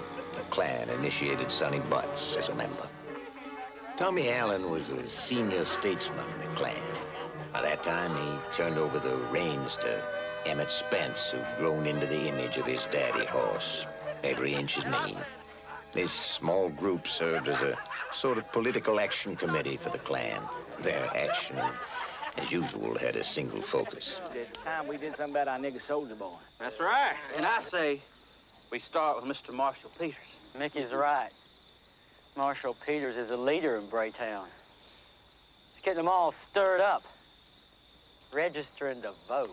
Okay, let's burn him out. Burn him out. That's all we got to do. Ain't gonna be no burning or horse whipping. We'll just bring the whole town down around us. Yeah, Tommy's right. We gotta do this legal. For instance, I find some way to get Marshal Peters in jail. And once I get him in jail, I guarantee you, he won't be a problem to nobody no more.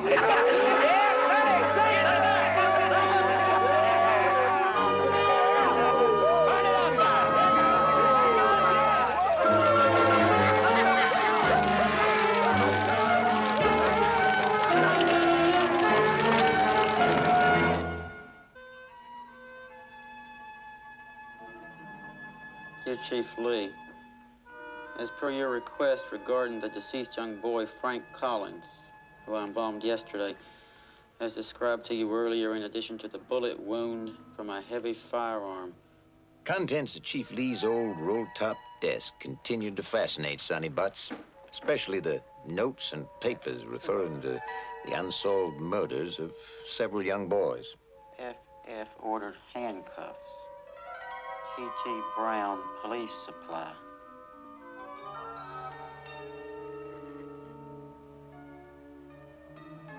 FF ordered handcuffs.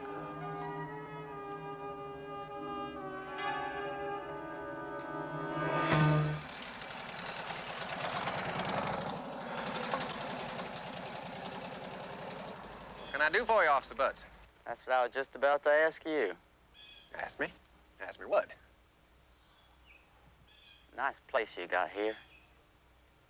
Real nice. Tucked way back. Real quiet like. Could raise a lot of hell back here and nobody'd know the difference. What do you mean?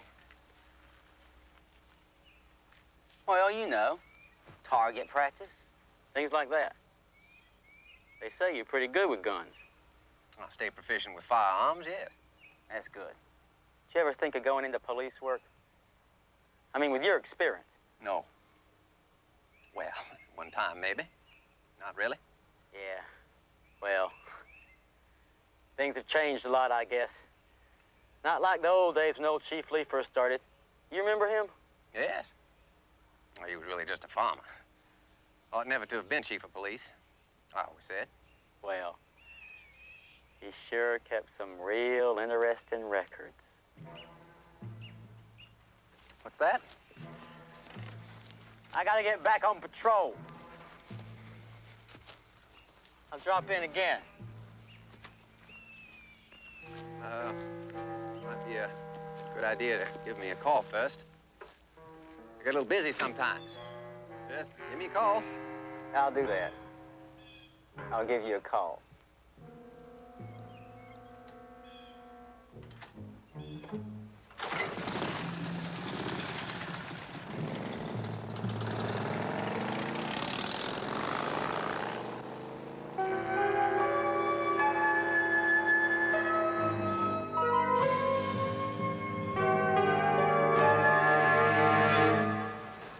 I was just opening the garage this morning, and I found the lock broke.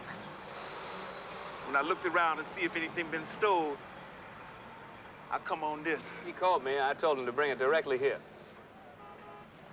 You haven't got some friends running shine, have you, Peters? No, sir. I ain't never been mixed up in that kind of stuff. Chief, someone's obviously trying to put the frame on Marshall. I wouldn't go so far as that just yet. I'll have Officer Butts go out and take a look around later. I'd prefer to have you go out there with us right now, Chief.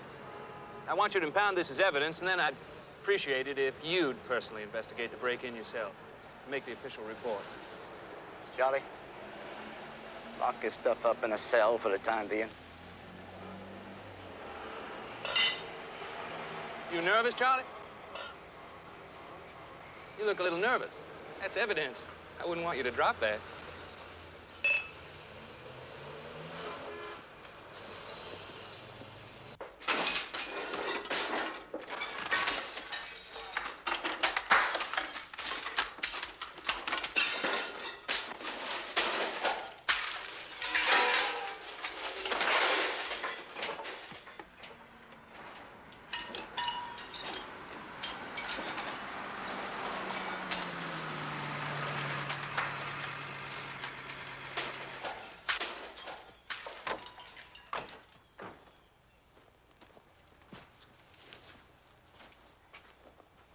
Morning, Chief.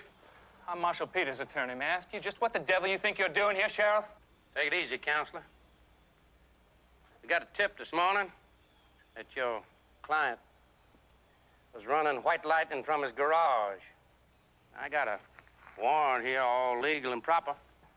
Peters turned in the white light to me a few minutes ago.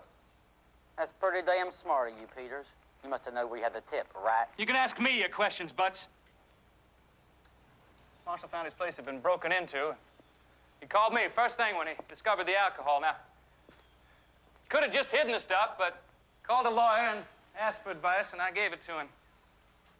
If I were your lawyer, I would advise you to try and find out who attempted to frame him. Your search here looks like deliberate vandalism to me. Come over here a second, Billy. Come on. Come on. I'm not altogether convinced that folks around here is ready to make a state senator out of a nigger lawyer. You ought to think about that a real long time. Your daddy got himself killed trying to be nice to these folks. My daddy was killed by a man half dead with malaria.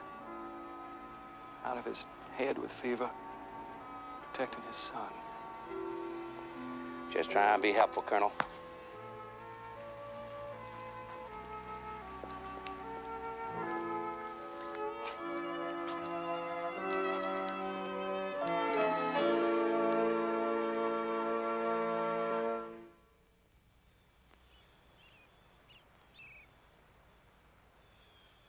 I just wish your daddy was alive to see you in your uniform. I hope he's steaming in hell. Sonny, you shouldn't talk that way on a Sunday. Why not? Sunday's never made no difference to him. Mama, he cheated on you. Beat you up. Beat me up. Sundays included.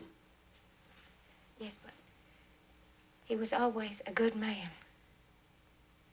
Before you were born, if you could have known him then. Just forget it, Mama, okay?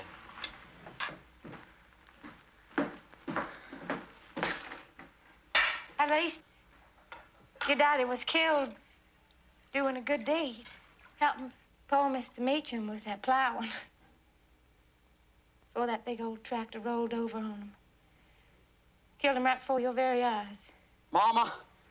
I'll never forgive myself for sending you with his lunch that day. Your young eyes to see a thing like that to remember the rest of your days. Mama, cut it out! No, it's all right for a son to know. He had a noble character, down deep. He gave it to you, he did. That's what gave you the courage to win all them medals, Sonny. You was born to it, I'd say. You can thank your daddy for that. That's a lie. That's a damn lie. I've sat and listened to it all my life, and I'm not gonna sit and listen to it no more. You wanna know what happened that day at the Meacham farm? I'll tell you what happened. When I got there with Daddy's lunch, he was crawling all over that Dempsey widow in the hedgerow. Damn it, Mama, look at me!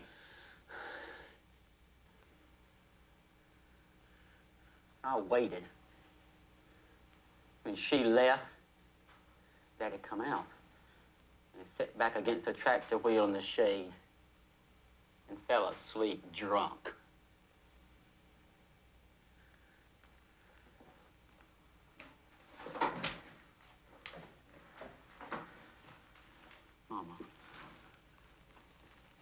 Mama, you listen to me now. I started up that tractor,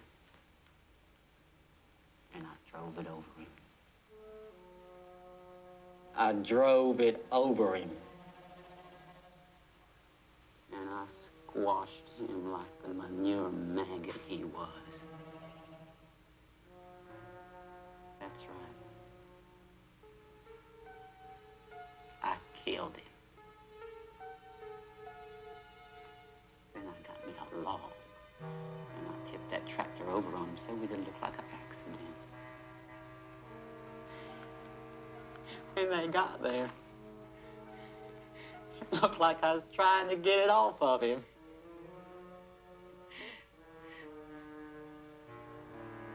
So I don't want to hear no more. But how noble and full of charity he was. Ever!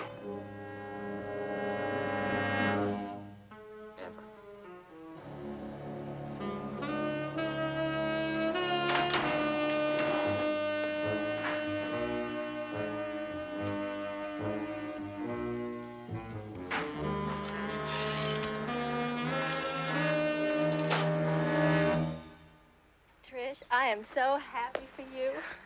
Thought it was about time I made you an aunt. Of course, I had nothing to do with it. Oh, thank you. Hugh, is something the matter? I just come from the funeral home. Chief Thomas dropped dead in the steps of the Baptist church 2 hours ago. Oh, no. Council members have already been phoning each other. I tried to veto it, but they're bound and determined to make Sonny Butts police chief. Good Lord. What the devil are they thinking of? Are they blind? Can't they see what's going on? I have pushed as hard as I can on this. To a lot of folks, the fact that the colored have been complaining about Sonny just means he's doing a good job. Isn't there anything we can do about it? Yes. The first thing you can do is win the election. Yeah, Louise is right. We got a primary on our hands. Let's not rock that boat right now.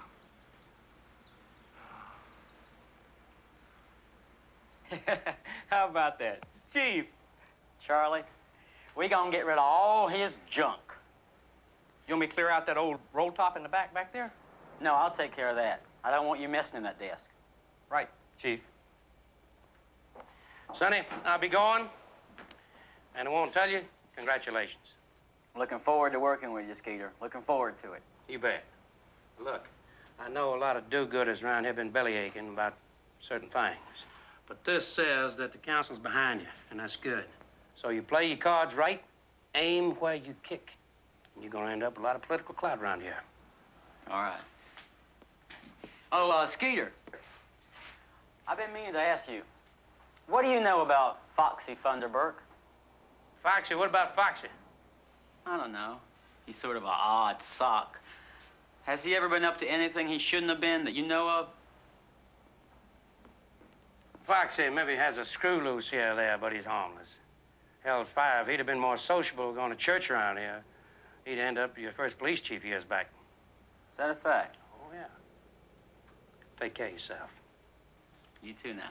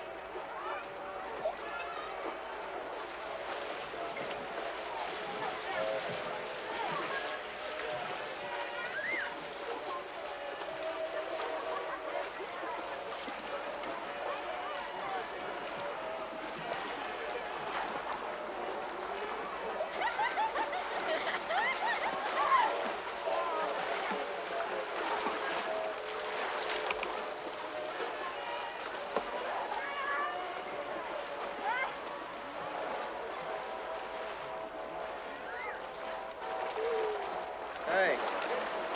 Hey. Where you been all my life? Well, I haven't been where you've been. Must be. Maybe we ought to do something about that situation. I wouldn't know what to do about that situation.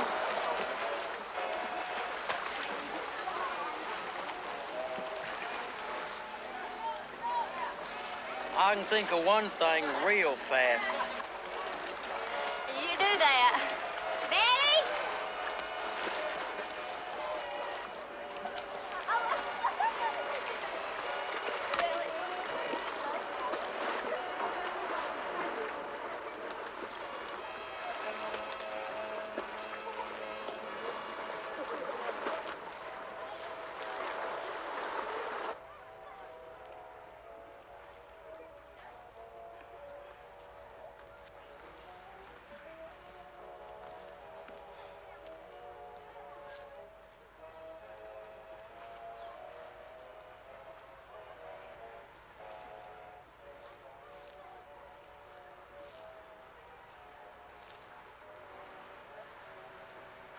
What do you want? Oh, come on now. Big girl like you? Really now, go away or I'll scream. No. You don't look like no screamer to me. Shut up!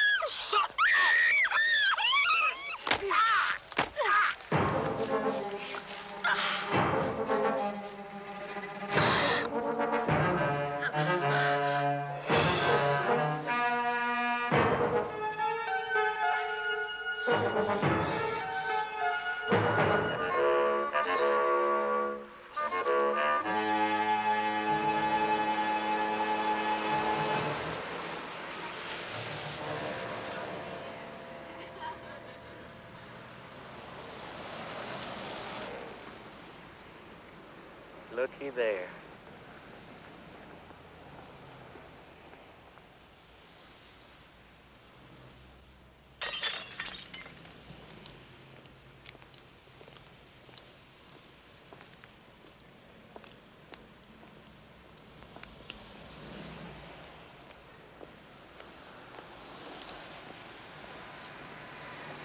Evening, Peters. Miss Peters? Evening. What can I do for you? Well, nothing much. We just got some more word on that moonshine business. And I'd really appreciate it if you'd come on down to the station with us and look at something. Look at what? No need to hang you up, Miss Peters. You might as well go along home. You just take a few minutes, Peters, and we can probably clear up this mess for good. You going home now. We drive him home ourselves.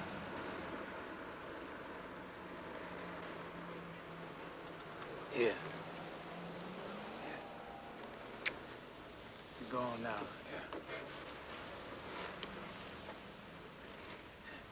yeah. I'll be home soon. Drive careful now, you hear me?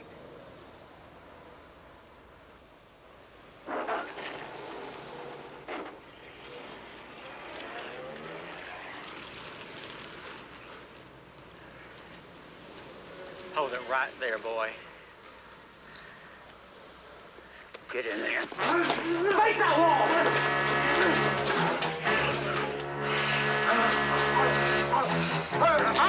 Right. On your knees! On your knees! On your knees! Now move! Move it! Move it! Move it! Come on, you want to take this, Jack? Come on! Move it!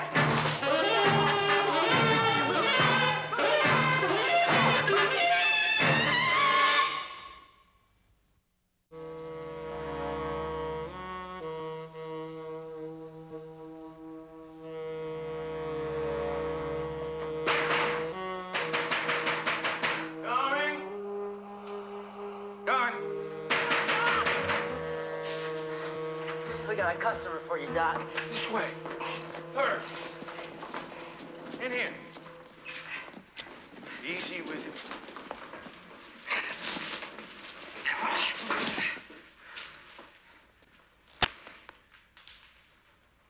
What happened? We was interrogating the prisoner, and he started fighting. And he grabbed a knife. Charlie had to shoot him. He was fighting like crazy. Knife and all. He'd have killed Sonny. Don't think he went crazy on me. Here. Here. Look at what he did. Get the hell out of here. Wait outside.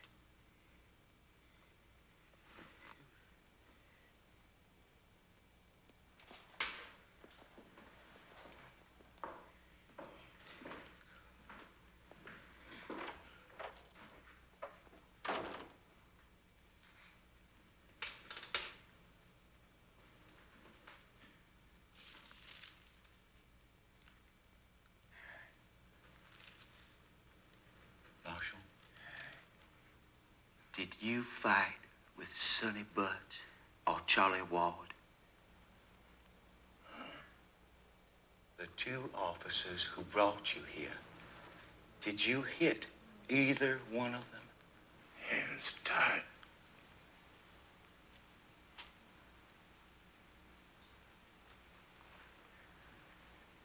They kept hitting me. Why did they arrest you? What did you do? They just picked me up. Started hitting me. Annie.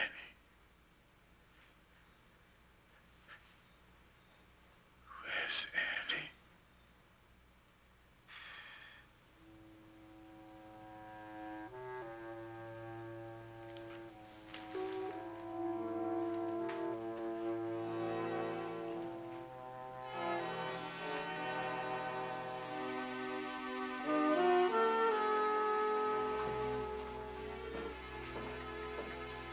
I'll have a complete report of my autopsy.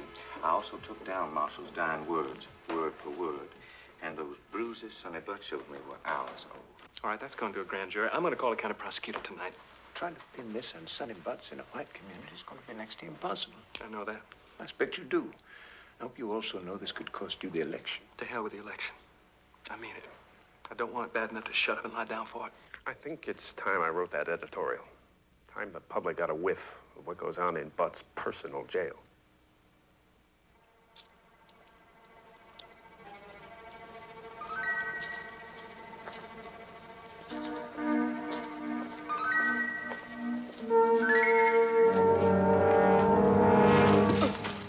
Shut up!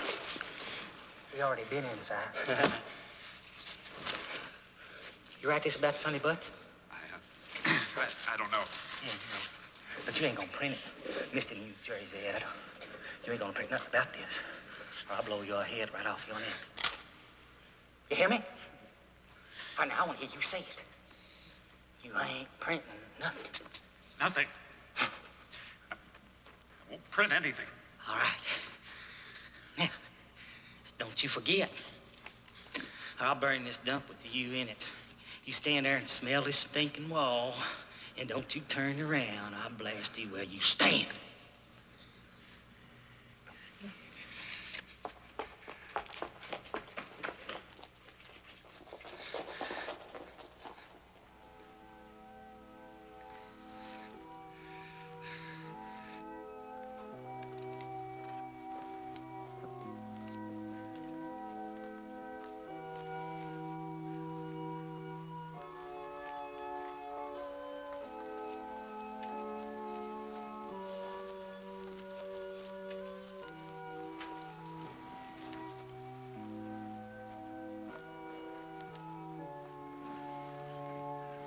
Mr. Hugh, have you talked to Bob Blankenship? I haven't been able to reach him. Liner type operator at the paper said he had to go off to New Jersey on business. Tom, I'm going to take your deposition and Annie's over to the county prosecutor. Would you like me to come with you? You know, darling, I'm doing a Rotary meeting afterwards. I could be very late. I'll drive you home, Trish. Thanks, Tom. Bye, Tom. You know, I'm concerned about Bob Blankenship disappearing like this. He was going to print an editorial on this whole thing. Now he runs off on a mysterious trip to New Jersey. I hope the Klan isn't getting into this.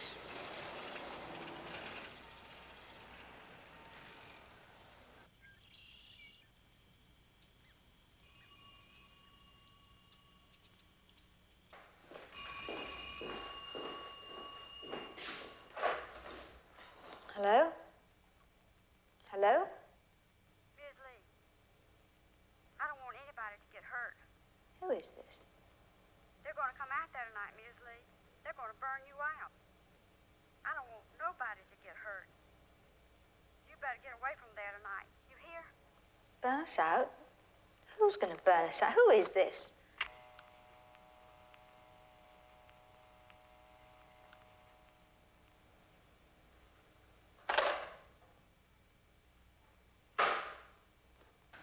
It's hard to believe that anyone would do a thing like this. I know. Feelings run deep around here, Trish. Now they can see that Billy is set on dragging those feelings into court. Listen, Ellie, you don't have to wait here. Why don't you take the station wagon? I can pick it up tomorrow. Billy will be home soon. Wild horses couldn't drag me away from here. Listen.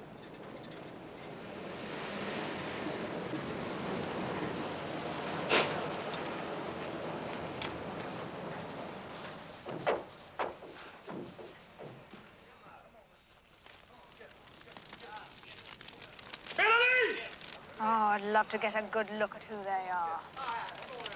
Melanie, come out, man, to the justice of the clan! I don't have to see him. That's Emmett Spence. Billy! Burn him out! Come on, say, Billy, you coming out? Or do we burn you out?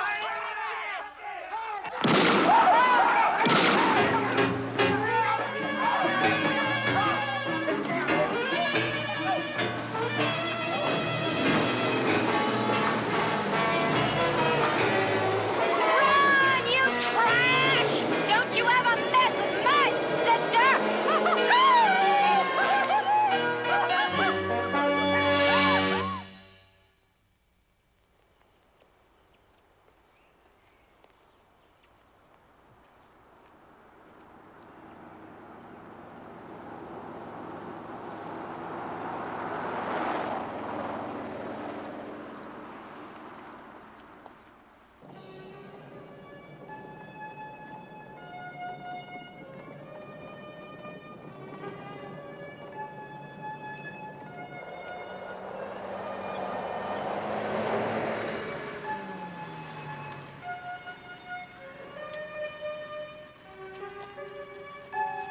Where you headed?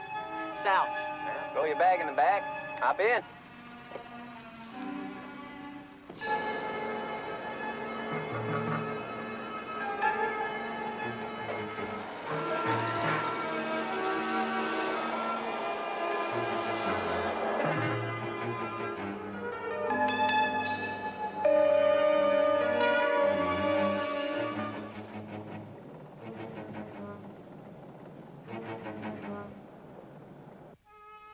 Trish and Billy Lee gave me a personal tour of their new home. Mighty handsome place.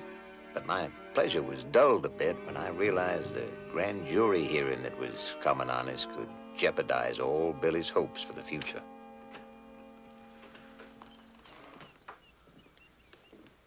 You're afraid that Trish's double-barreled support may be offset by the grand jury hearing? Touchy business, Billy. You're poking around in people's feelings, things nobody's even thought about for generations. Well, maybe it's time we got him out in the open. You know, this isn't a matter of race, Mr. Hugh. It's a simple case of right and wrong. You know this whole grand jury hearing could backfire right in our faces, don't you? Skeeter Willis is backing Sonny Butts all the way. I just heard that Emmett's daddy, Hoss Spence, is on the jury. Good. Let them draw the lines. At least people are going to see which side of that line I stand on. I'm not going to turn my back on murder.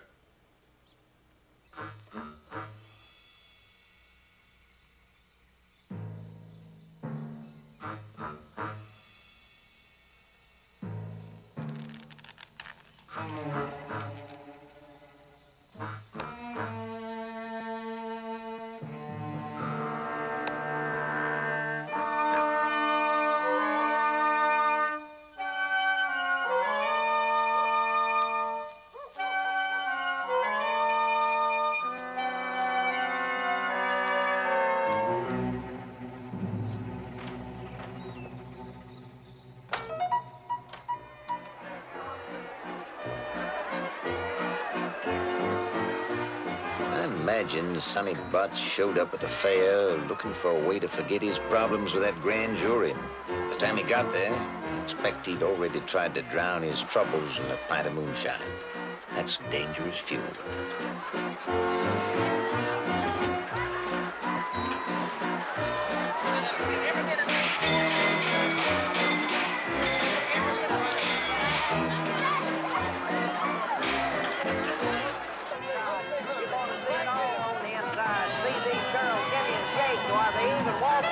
So come on in.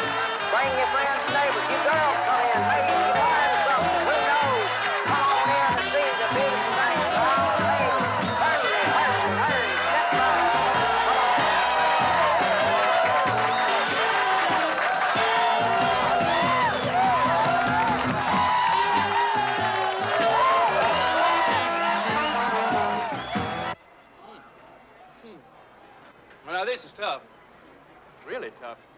The peach is absolutely outstanding.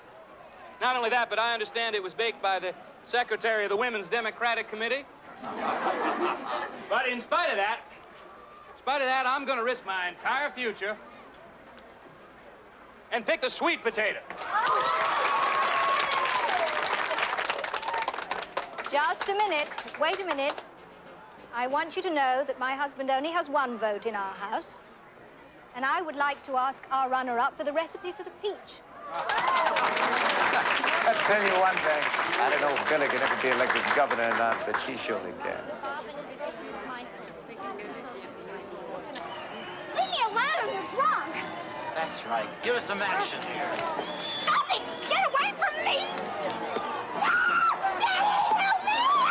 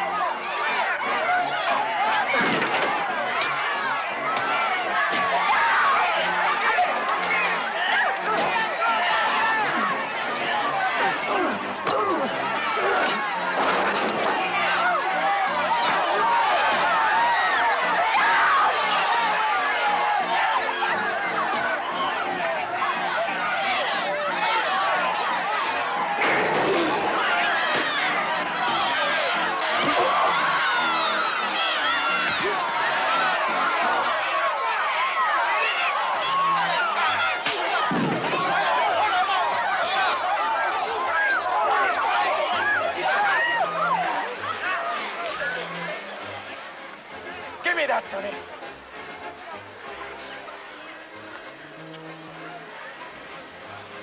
Resisting arrest. Bunce, listen to me.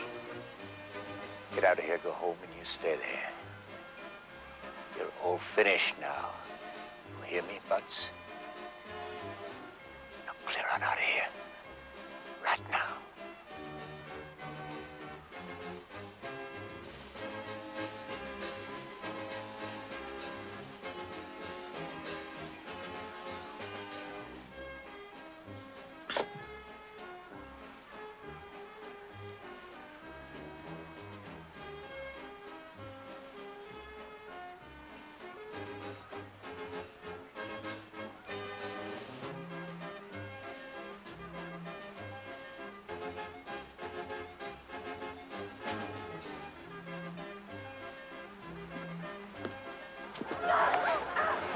All right, everybody, now it's all over. Now, go on, clear out. This is nothing to see. Go on. Get a doctor for him. Then I want to talk to your carnival manager about pressing charges, okay?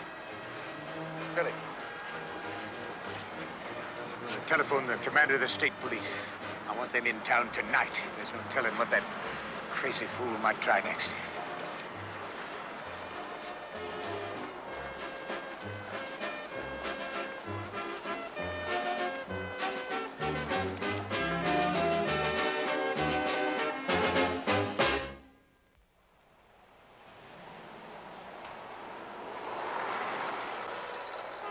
Sonny Butts was nothing else. He was a fighter. He must have stayed awake most of the night concocting some story to explain his behavior at the fairgrounds. But he surely wasn't prepared to find a state patrol car parked in his place at the police station the next morning. Charlie! Officer Ward won't be in this morning. I'm Dave Barker from Headquarters Post. I'll be taking his place today. Who says? Well, I think it was an order from the governor's office, Chief. By the way, Mr. Hugh Holmes called. He says you're to be at City Hall at 12:30 sharp. He wants you to wait in the city manager's office till he's ready for you.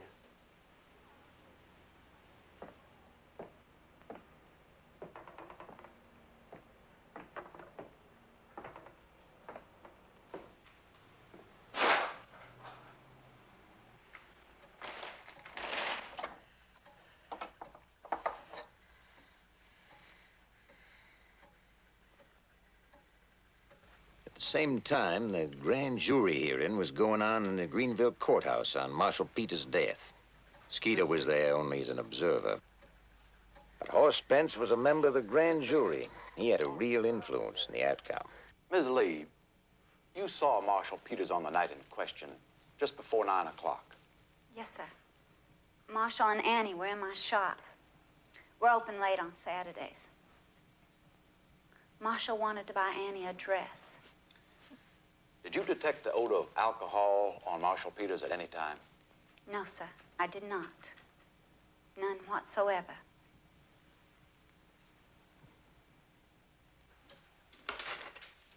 Chief. Chief! Capitol Police on your line. Some guy in missing persons wants to talk to you.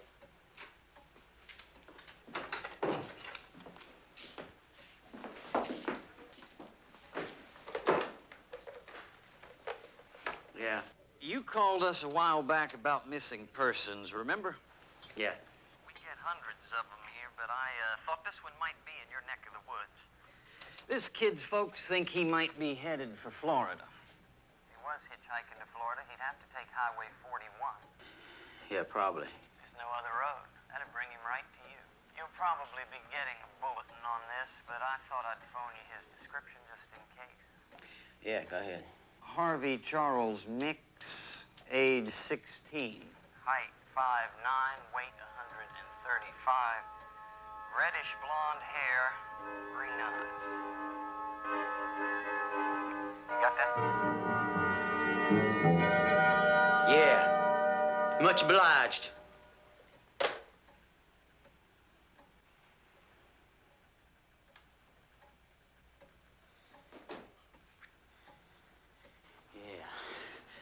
I got it all.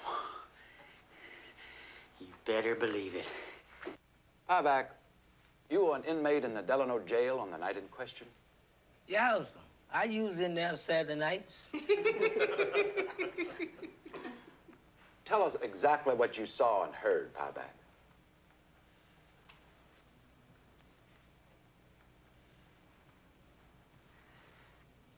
Well, it's just like Sheriff Skeeter there and Chief Butts say. Marshall was yelling, fighting, just like they say.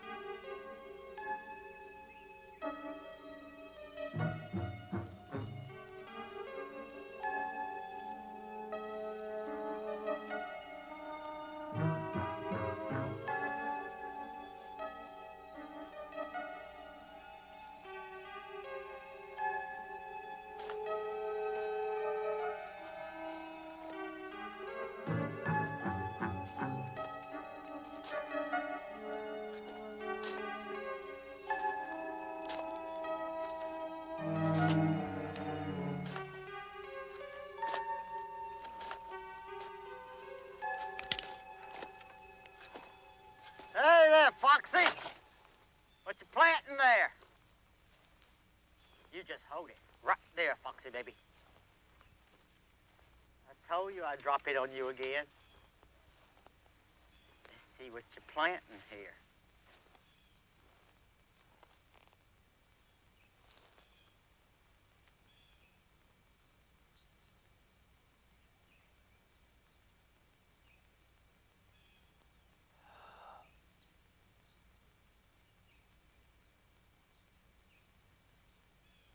I'll be damned.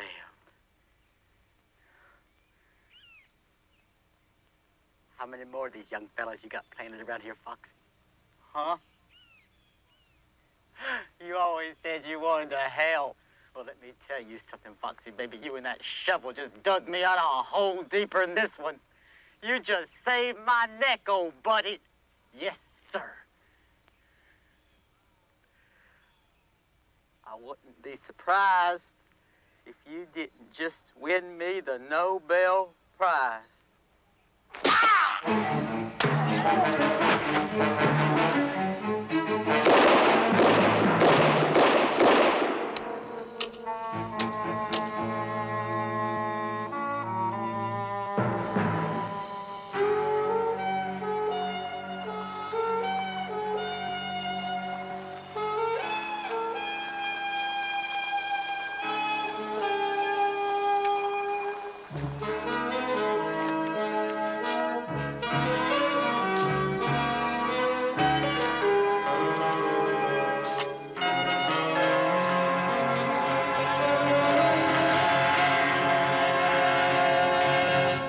Did all you could, Billy.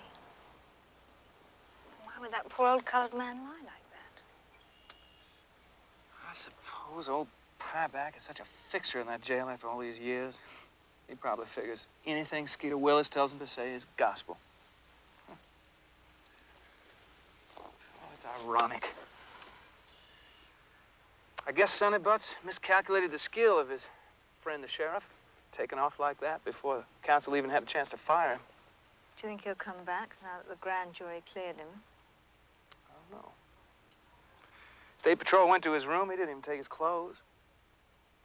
They'd find him, about all we could charge him with is stealing a city motorcycle.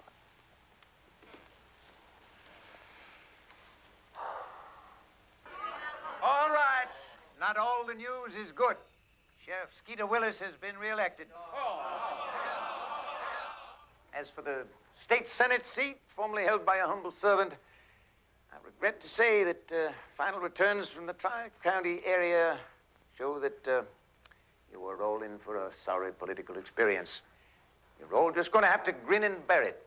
Stand here like good soldiers while we listen to all the boring cliches of a victory speech from our new state senator, Billy Lee.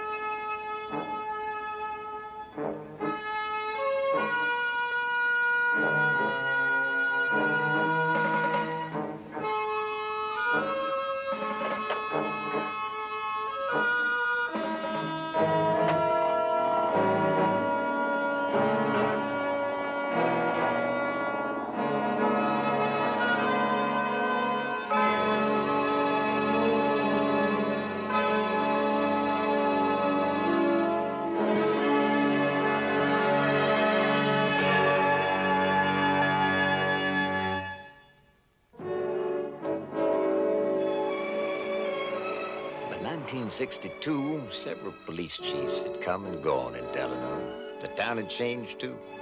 The death of Marshal Peters, disappearance of Chief Sonny Butts, both faded into memory. Sooner or later, everything does.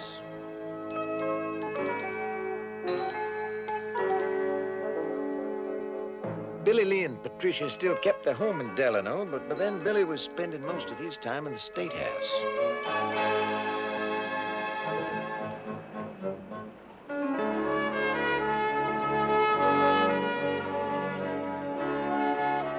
Mother Carrie passed away 2 years before, but not before she saw her son elected lieutenant governor of the state.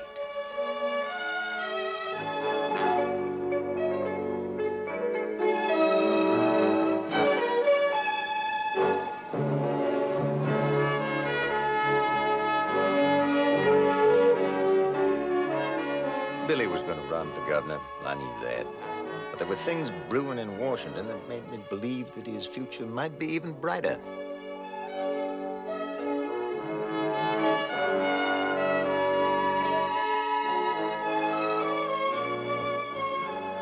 Morning, you. Oh, you're up early. My age, you can't afford to sleep late, Billy. I keep setting these state board meetings earlier and earlier, hoping I'm going to miss one. That'll be the day. Well, aren't you going to tell me about it? Tell you about what?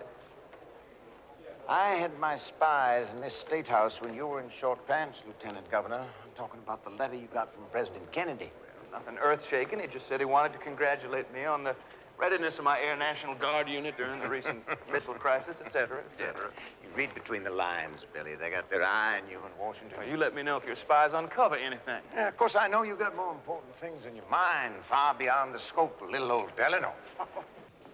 Save your breath, you. I'm working on it. In fact, John Green, the chief of police here, is stopping by with a couple of resumes. You may have your new police chief after all. Oh, that's fine. Green's probably already here. Come on, we'll see what he's got. Oh, sorry to keep you waiting, Chief. You know Hugh Holmes? Mr. Holmes. Chief Green. Long time. Labor Day parade, 2 or 3 years back. You've got a good memory. Have you got us a police chief for Delano yet? Well, I wish I could say no. By that, I mean, I wish I could have him myself. Just one candidate? Oh, one's all you need when you have qualifications like that. This Major Watts is A1 material. I'd hire him myself. I can see why. How come you didn't? Well, we have a policy of promoting from within.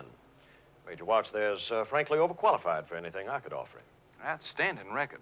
Military police? Mm-hmm. Yes, he's stationed at the Army base out here. Retiring early in the month. Well, Lieutenant Governor, I've got to run. I've got a meeting across the way in 10 minutes. If I can be of any further assistance. Thanks for your help, Chief. I'll be in touch. Thank you. Mr. Holmes? You know, I've got to go out to the base this afternoon and clean up some National Guard business. I could call this Major Watts, ask him to come out there and meet me. What do you think? Yeah, I think if he's as good as this looks, you ought to nail him down before he gets away. I can set up a council meeting Friday at 4. Done. I'll see if I can get Major Watts to go peaceably.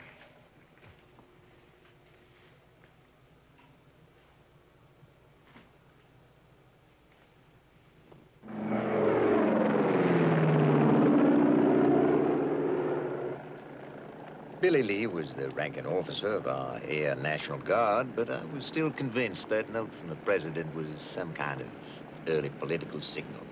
At my age, you develop an intuition about those things.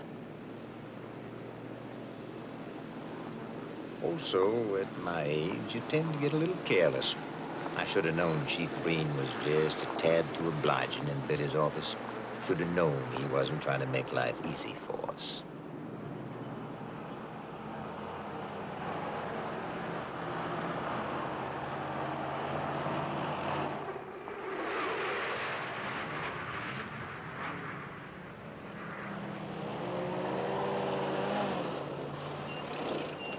Lieutenant Governor Lee. Yes? I'm Tyler Watts.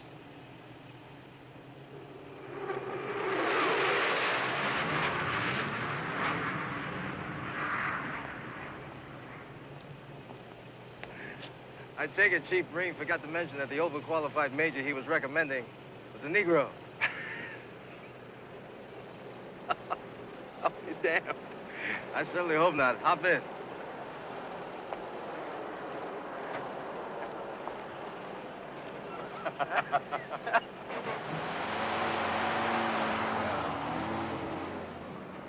Well, since you'd be the first black police chief, maybe you should be interviewing me. Well, I've commanded white troops before. We have 6 policemen. I guess a couple of them think they're cowboys. Well, I'd want to have complete authority to hire and fire. Any of you cowboys related to a city councilman? I don't know, but you can ask. How's Friday at 4 sound for a special council meeting? Well, that sounds fine. You might tell them I'd like to take a look at the department budget. If it's too lean, I'm dead before I start. Sounds reasonable. You know, as far as I'm concerned, your record speaks for itself. That may not be enough in Delano. Am I right? I hope you're wrong. I really do. But every town has its own ghost, I suppose. My father was the first police chief in Delano. Yeah, well, Chief Green mentioned it. He was killed by a black man, I understand, in the line of duty. Yes. It was a tragic set of circumstances, and very few people understood at the time. Still sticks in some minds. Then after the war, a black veteran was murdered in the Delano jail by Sonny Butts, a returning hero who'd become chief by default. I'll tell you all this, Watts, so you'll be forewarned. In Delano, it's not just as simple as black and white. Well, I appreciate your candor. Shall we say Friday then?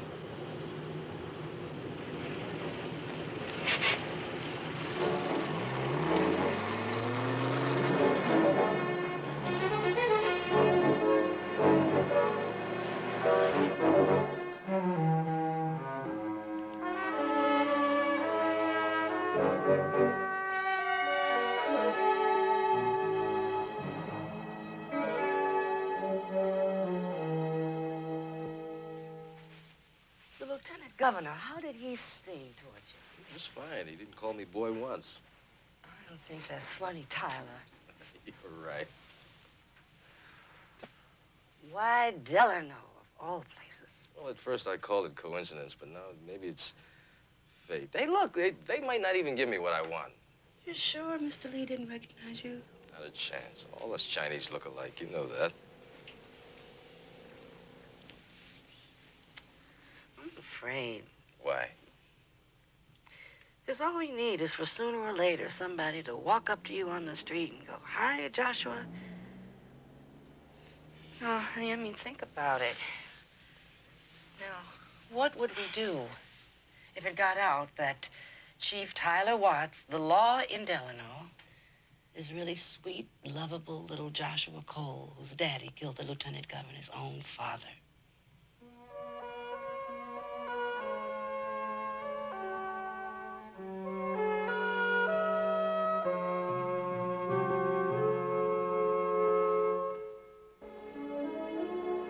After 40 years, I was still chairman of the council. I didn't always get my way, but I always got my say. When Friday came, I asked Billy to cool his heels outside while I tried to, as the Bible says, temper the wind to the shore and land. Good afternoon, Mr. Lee. Major. Hot day, isn't it? Yes, it is. It's good to see you. Thank you. Good to see you. You know, if all this goes well and you do take up residence, we'll probably be calling each other by our first names, and maybe we ought to practice. Tyler? Well, if you don't think it's premature, Billy. I wasn't sure whether I should wear the uniform. Why not? What are your qualifications? Looks good. So far, so good, eh? You're not nervous about all this, are you? Well, not if you're not. Then we both are. It's not too easy, is it? Standing on the brink of history? Is that what this is? Oh, I agree absolutely, Tom. The man's record's extraordinary. I'm delighted by the unanimous enthusiasm you've all indicated. I can only assume that this enthusiasm will not be diluted when I add one additional fact. Major Watts is a Negro. Nowadays, some folks are starting to say black. Well, that's fine. The word is black. The job is police chief. Black police chief. Now, while y'all are still stunned by the sound of that, let me tell you why the sound of that's exactly what Delano needs. Gentlemen, we are striving for enlightenment here. Well, let me enlighten you. Delano's grown a lot since my father was chief here. I would imagine. I'm afraid, however, that one section of town hadn't changed a whole lot. Those sections of a town seldom do. They call it Braytown after old Addis Bray, who owned most of the real estate once. You'll have your share of problems there, Tyler. If you're too easy with the blacks, well, your men will resent it. If you're too tough, well, then the blacks will accuse you of being an Uncle Tom. You're assuming I'll have a chance to work it out. Well, Hugh Holmes practically built this town. I'm assuming he's still pretty good at laying bricks. Lieutenant Governor, Mr. Holmes says you and the gentleman can come on in now. Well, that's a start. I've never heard Claude call a black man gentleman in my life.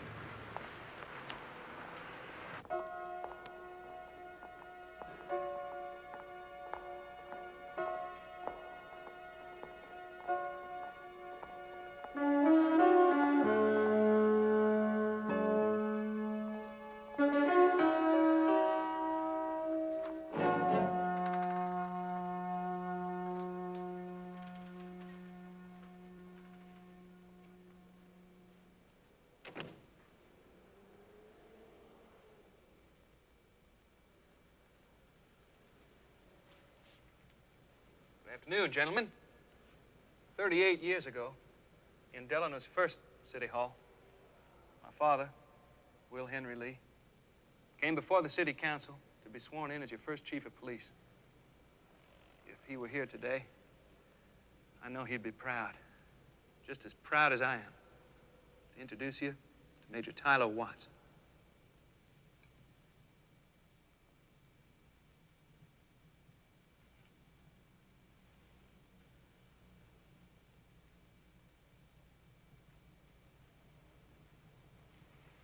Have a chair. Thank you, sir.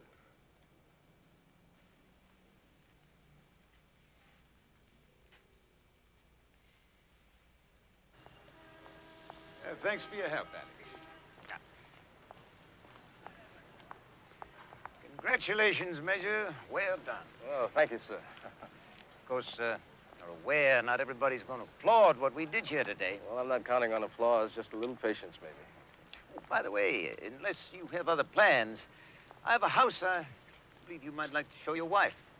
Oh, that's fine. I'd like that. I'll give you a call next week. Good luck to all of us. Drive you home, Hugh? No, thanks, Billy. I believe I'll walk through town. Enjoy that. Well, thanks for coming down, Chief. Well, I guess I can say now, it was a pleasure.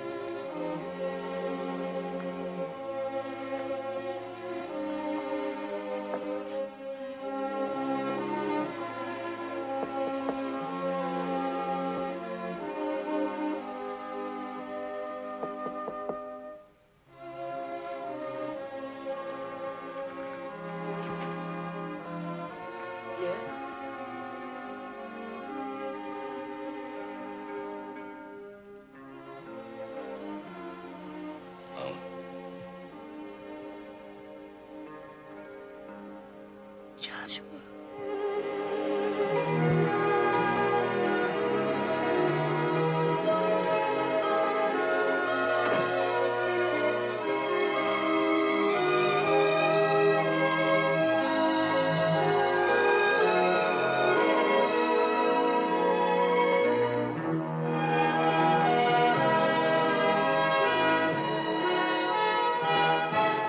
Kerry gone and Ellie married and living in New York, I was just getting to think that Sunday dinners at the Lee home weren't what they used to be. Even their son, Will Henry III, was away at school.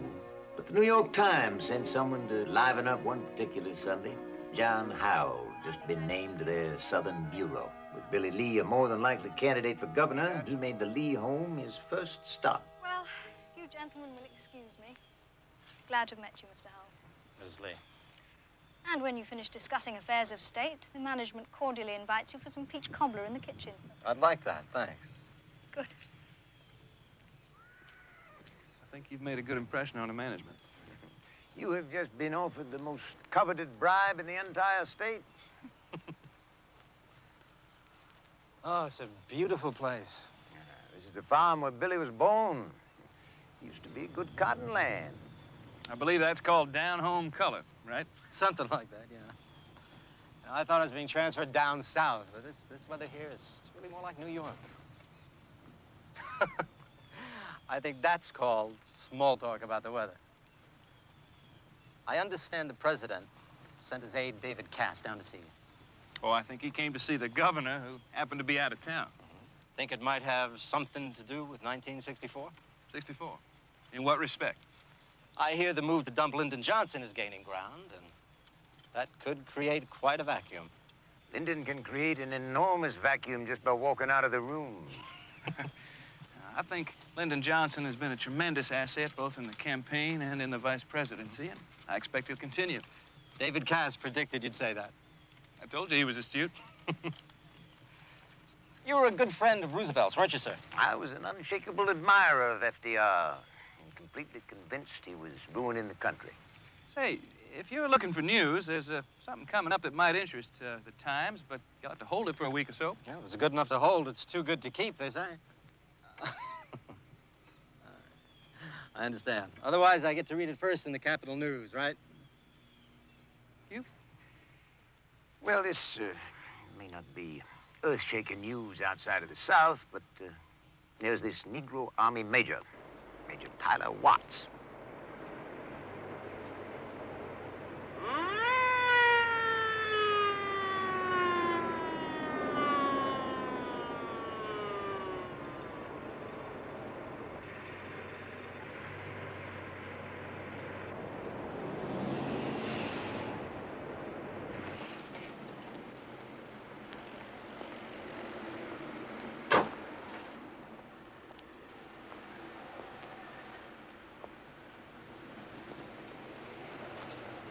Nice car you got here. You wouldn't have stole it now, would you? Hey, I'm talking to you, sport. Out of the car, come on. What for? As I told you, that's what for. It's not a good enough reason. I wasn't speeding, and you don't have any reason to believe I committed any crime. How about this? Is this good enough reason for you? Now, out of that car.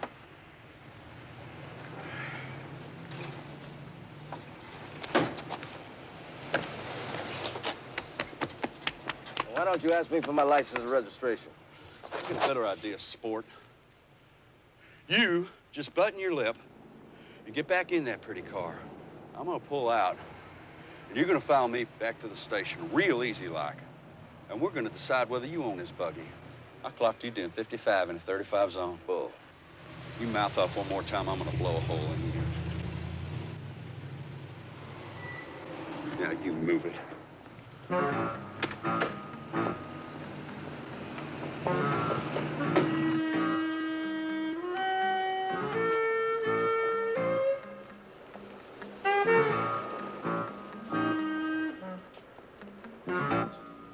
You didn't know it, baby. Hold it. Hey, Tub, what you got there? Speeding, resisting arrest, maybe stolen car. Listen, honey, I gotta go. Keep your motor running. You in? Okay, boy, empty pockets. Come on, everything out on the table. Come on.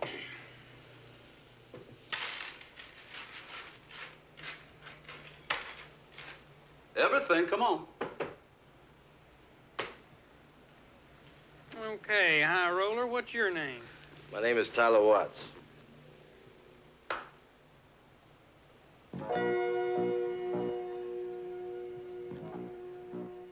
But you can call me Chief.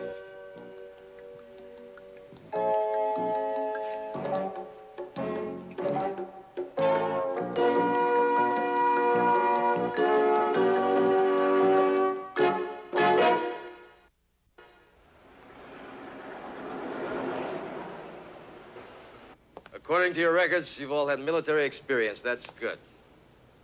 Since it's clear that none of you know the first damn thing about police procedure, we're gonna run this department for the time being as a military organization. Just pretend you're back in the service, and I'm your commanding officer. And if that doesn't work, just pretend I'm God.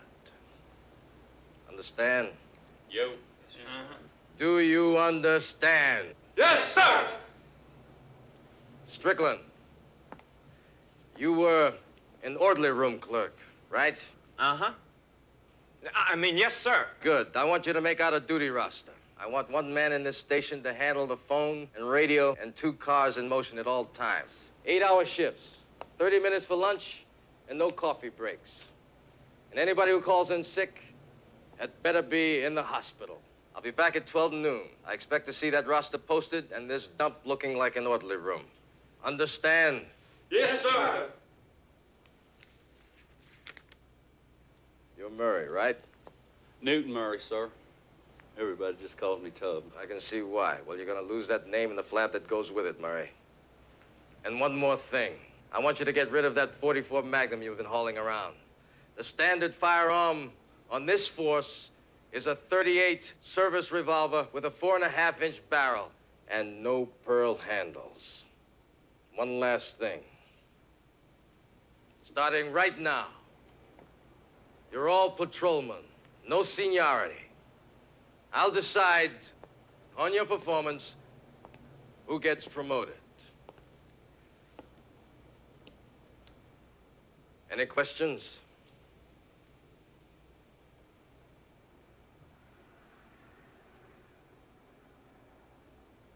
Lieutenant Governor William H. Lee, a likely candidate for governor with a reputation as a moderate in racial affairs, denied that the selection of a black police chief for his hometown of Delano had any political overtones. Well, now you're on the TV. You're famous, Billy. More news after this. So is John Wilkes Booth. It'll set well with the faithful. We just have to wait and see how it goes down with the undecided. I bet Jackson Rawlins is going to make an issue of it every hand he shakes. That's right. Close as this is, if Tyler Watts puts 1 foot wrong. You may well be the state's most famous dairy farmer.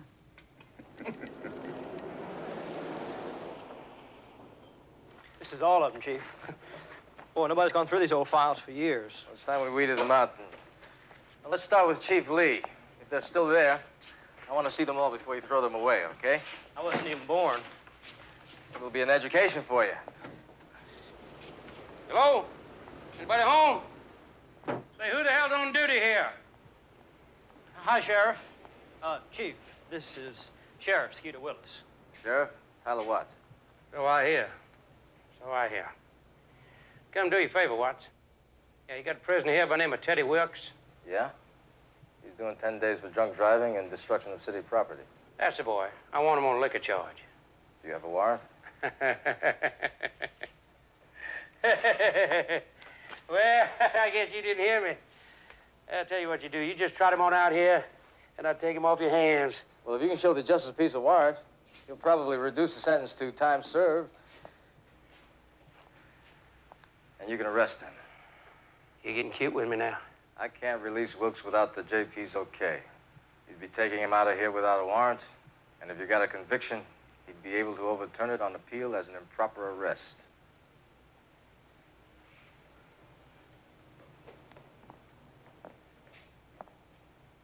Now listen, boy. I don't care how long you was an MP. You're doing business in my county now. And I just might go out of my way to show you what that means. Sheriff Willis, you're welcome here anytime. But anytime you want to take somebody out of my jail, you better show me some paperwork. That's how business is run in my jurisdiction.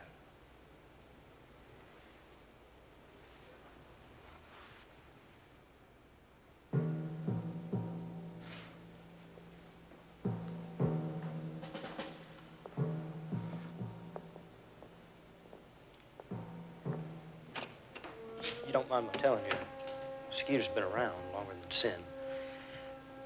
He ain't gonna let that pass. Thank you, buddy.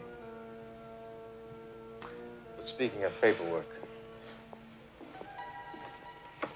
What Tyler Watts was really looking for in those old files was any sign of his own arrest record. A young black boy named Joshua Cole caught stealing a ham years before. But in those boxes of old papers, there was also a single clear mention of the name Foxy Funderbuck.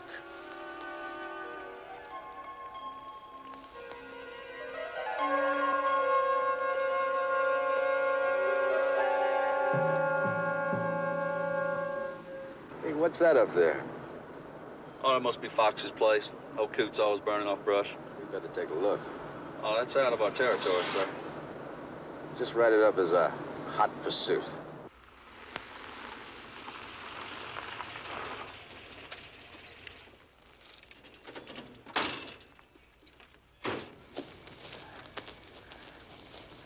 Are you at the fire department, mister? No fire trucks.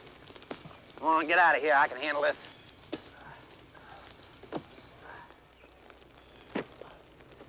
I said get out of here.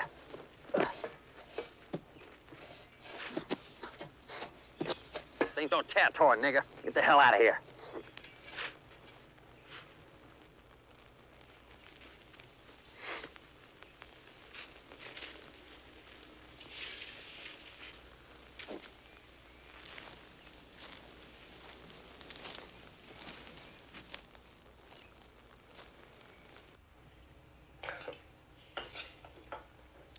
You find something? Picked up Joshua Cole today for taking a ham from Roughton's grocery. He said taking, not stealing. It's just like Will Henry. Your deep, dark criminal past. The JP gave me 10 days, cleaning the streets. Now, don't tell me that's kept you awake nights. No, it's just one of those fly specks on the past like to get rid of. No use having people asking a lot of questions about Joshua Cole at this late date. Honey, I thought you said they charged you with accessory to murder after your father killed him. Well, Daddy wouldn't plead guilty until they dropped the charge against me. I guess he figured it was the last thing he could do for me before they executed him. What is all the rest of this stuff? Let's see here. It's funny. What? Some of Will Henry's old records were mixed in with papers belonging to Sonny Butts. He's the chief that rode off into the sunset on a police motorcycle. Oh, they probably all just got thrown in the same box. No, I don't think so. Sonny Butts seemed to be interested in a case that Will Henry was looking at. Missing kids. A couple of murders way back. Really? There's some bulletins on missing boys. Let's see here. An undertaker wrote a description of one of the dead boys for Will Henry. Some mention of handcuffs. And there are some initials here. FF, order the handcuffs. Written in one hand, and then somebody else wrote under it, Foxy Funderburg. Your friendly firebug? Yeah. I wonder what old Chief Will Henry found interesting about him.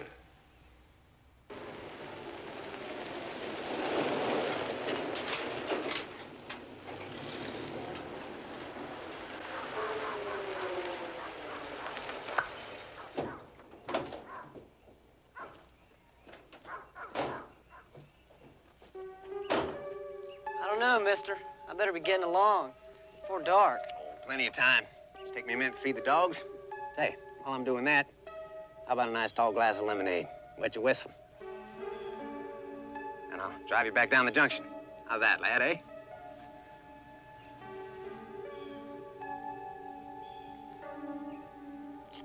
Okay, I guess. Stick it. Come on, hit it.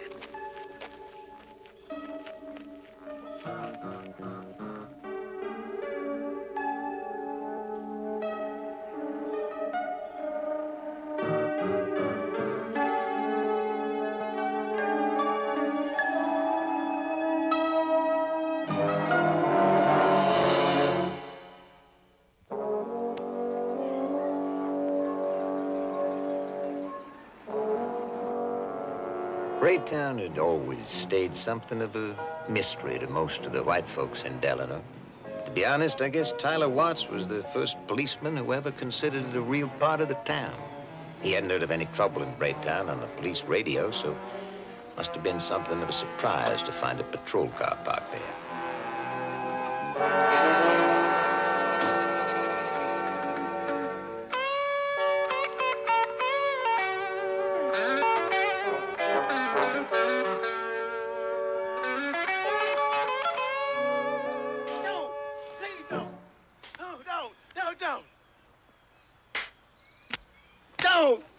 Don't!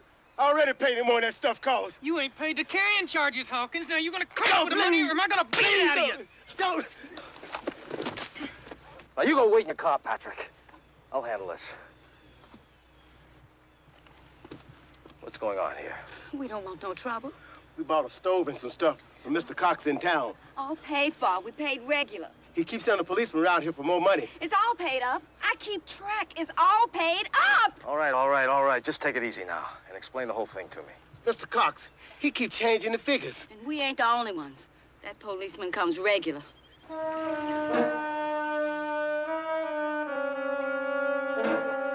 Billy Lee sure to run for governor, and John Howell of the New York Times kept a weather eye on our town's politically fascinating police chief. He and Tyler Watts became good friends. As a sort of a friendly gesture, Tyler decided to stir up a quiet Sunday for Howell by showing him the records on those mysterious unsolved murders from years back.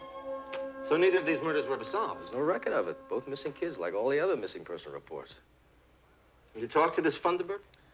Well, he had a little fire up there, and I went up to see what was going on, and he practically kicked me off the place. He put out the fire himself. How come? Out of my jurisdiction, he said. Justin County? I hear that's going to be Bobby Patrick's jurisdiction now, right? That's the cop you fired for extortion. Cop that resigned, that's right. And nobody's opposing him, I guess. He's got such a sterling police record. God help Justin County. Look, Chief, don't let anything happen to this, like a little fire, all right? Not a chance. Look, if you get anything recent on this, let me know. I've got a friend in the FBI office in the Capitol. So you're the only one who knows about this so far. I'd like to keep it that way. Some of the merchants seem to think that you're conducting some sort of investigation of Foxy Funderburg, Tyler. Do you suspect him of something? I don't have any evidence he's done anything wrong. But you think he has? I'd rather not say right now. Very well, but we mustn't forget the fact that, for better or for worse, Bobby Patrick was elected sheriff of Justin County last month. That's where Foxy lives. Now, if you think you got something on him, you're going to have to go through Bobby Patrick, hard as that may seem. I know you don't like him. Outside of the fact that he's a crooked cop and an extortionist, I have nothing against him. Then you will grasp the real nature of our problem, Tyler. Billy Lee's announcing for governor tomorrow. Now, there are some people going to try their damnedest to make him look bad. Skeeter Willis, for one, I think Bobby Patrick as well. Just waiting to trip you up. Now, if they can make it look like you're simply harassing a peculiar old bird like Foxy, most of the blame's going to blow back on Billy Lee. Do you agree?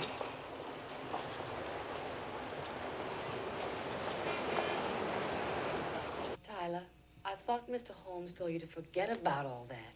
He told me to be careful. You're looking at a man who's being careful. I'm looking at a man who's getting carried away.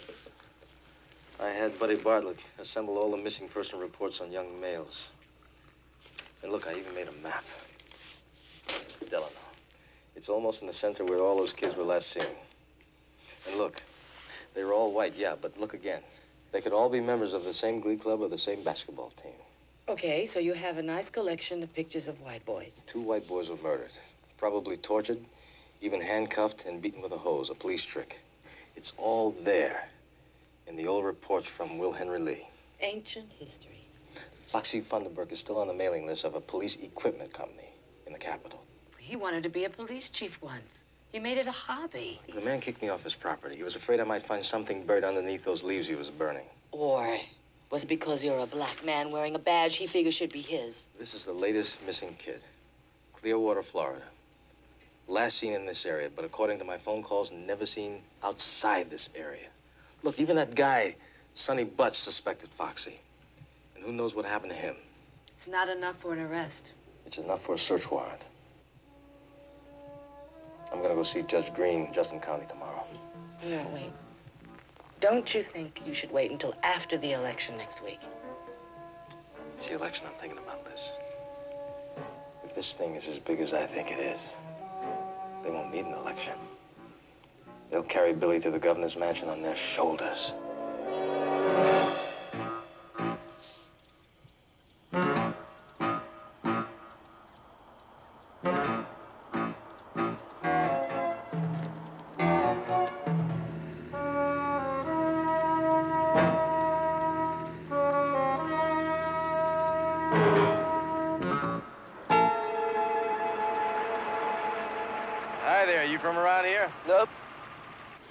like it if I have to pump you, son.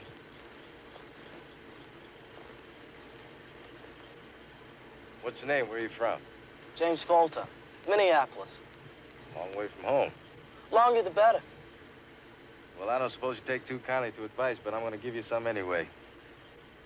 Either you go back home or you get where you're going, but don't hang around here. You got that? I ain't done nothing wrong. Good. Because I don't have the time to bust you. You keep moving here.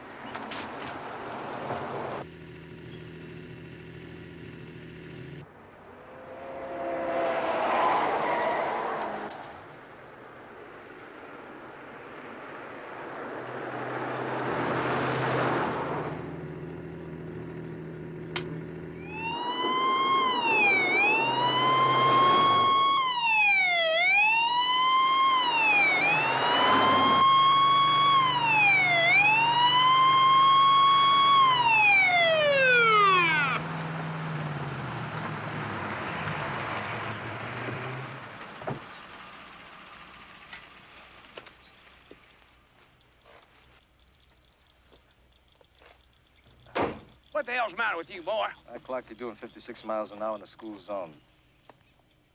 Can I see your license, please? I'll teach you. Spill my milk, you dumb-head nigga. Come here. Now get up off this floor. Boy, don't you know who I am? I'm Hoss Spence. As long as you know who I am. Let's go.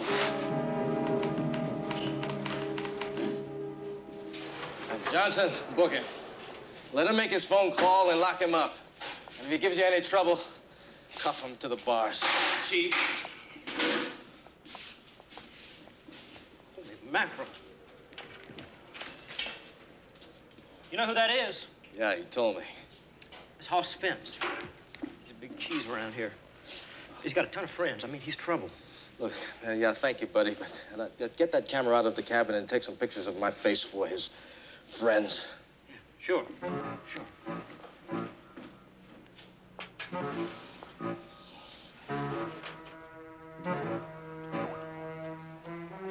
Yes, Hugh, I'm aware there's an election Tuesday, but if Tyler arrested the old bastard, then jail is where it belongs. The press? Well, I'll tell him that Hoss Spence has been a bully and a bum all his life, and that my wife shot his son in the butt with a shotgun 15 years ago for trying to burn down my house. Well, it's good to hear you laugh about it, Hugh, in the face of adversity. Keep smiling. Right, I'll talk to you later. What was that all about? You gonna wish you was never born, nigga. Arresting my daddy. Shut up, Emmett. I'll take my cane back now. I'm sorry, Mr. Spence. But that cane was used as an assault weapon. It's evidence. Ain't you learned nothing? I don't think I was talking to you. Yeah, well, I'm talking Shut to up, you. Emmett. Let's get out of here. Place got a peculiar smell about it. Yeah, we get rid of that smell. You ain't heard the last of this, nigga. I got business in Jefferson County with our friend, Sheriff Bobby Patrick. I may be gone for the afternoon. Right. Yeah, keep your hands right where they are. What's going on? Stay out of this, fella. You're under arrest. What charge? Assault and battery. Felony warrant. Now, finish. You can remember that the prisoner had this banged-up face when I arrested him, can't you? You can see that, too, can't you, Bartlett? Yeah. Listen, I think you're making a big mistake, Sheriff. Just let me worry about that, son. You better be able to chew what you bite off in my county, boy, or I'll damn well see you choke on it.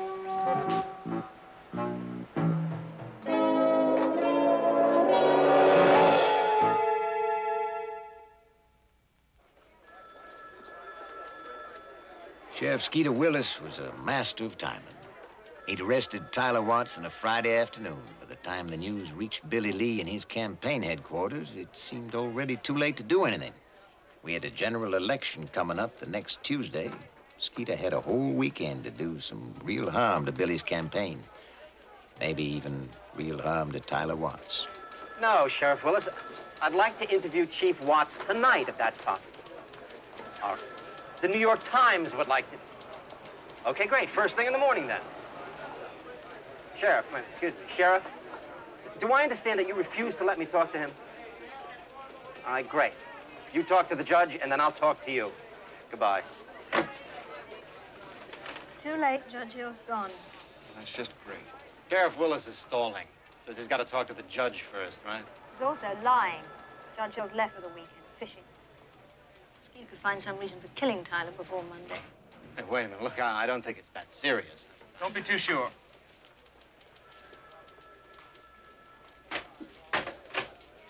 Get me Colonel Simpson of the State Patrol. Right now, I wouldn't give you even odds on Tyler's longevity. Hello, Jim. Billy Lee. Look, Jim, I need a favor. Well, there's a judge, Bert Hill, of Mainbridge County. He's out on the road somewhere.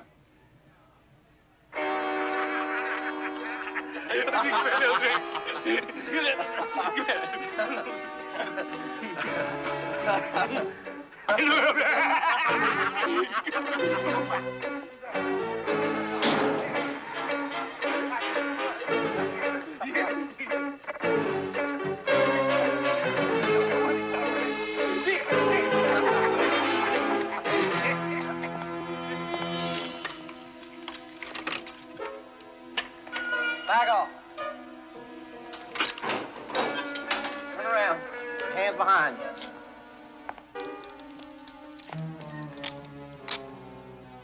All right, Deputy, let's go. All right, I'll take over. Where are you taking me? I ain't taking you nowhere. Just me alone. This way. I asked you, where are you taking me? Deeds, boy. I ain't taking you anywhere. You in the process of escaping.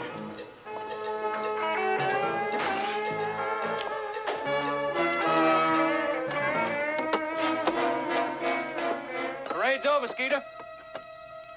This is a release order for Tyler Watts. Take those handcuffs off him. Can't be no proper release order. Judge Hill's out of town. Sergeant, serve the sheriff with this release order signed by Judge Hill. If he hesitates to obey it, arrest him for obstruction of justice.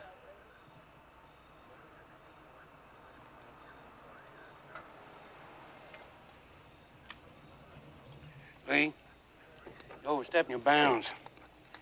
We're transferring this prisoner for his own safety. Yeah, I know. They're searching your taxi now.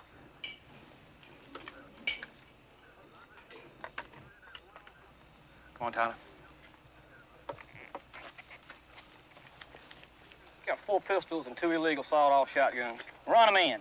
Mason, go inside and get the rest of Chief Watts' uniform and his weapon. I was worried half to death. So was I. Now, Buddy Bartlett said you were on your way to Justin County. That have anything to do with, you know, the matter you and I were talking about? That's right. So does this change anything? Yeah, before I was determined. Now I'm mad. No matter what happens with the election Tuesday, Wednesday, I'm gonna make my move. That was the longest election night I can remember. If you're running for governor in this state, you've got to get 1 vote more than half for a clean win. Otherwise, the House of Representatives picks between the top 2 men. It's clear that Jackson Rawlins and the Republican had each taken a big enough piece of the pie to keep Billy from getting that magic 51%. Mr.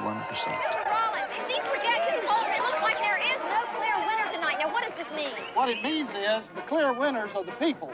The so-called liberal handsprings the lieutenant governors pulled, they failed it. People of this state have turned him away loud and clear. The election will now go into the House, and in the House, I'll win. Well, Billy, you are not an easy man to shoo into office for an old bird like me.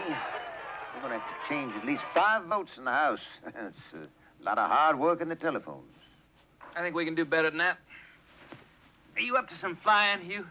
Who's tired, Billy? No, Patricia. A little nap, I'll be good as new. Tomorrow we go flying. That Roland's going to beat us. He's going to have to shoot us down.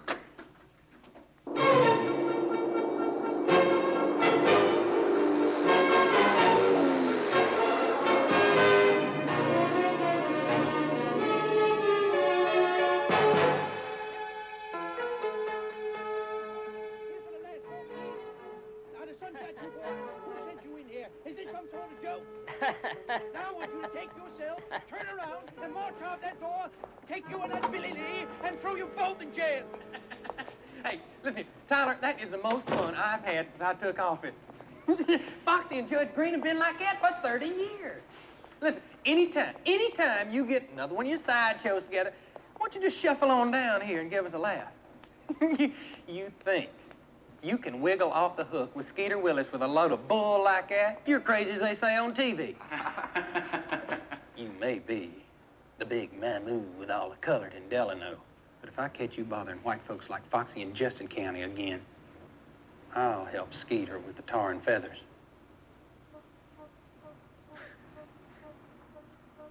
See you, boy.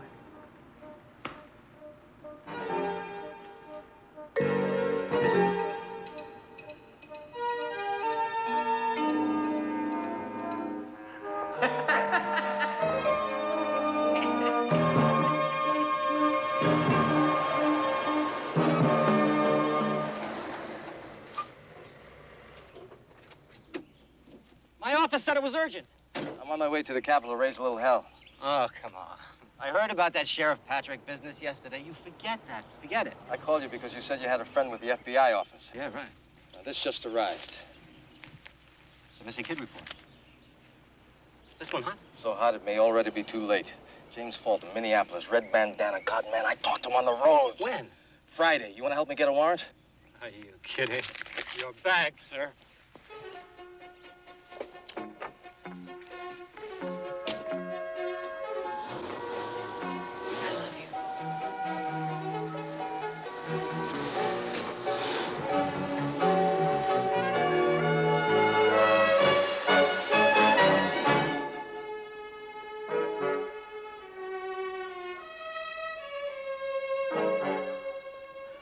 I want a search warrant from a federal judge, and you can get it for me.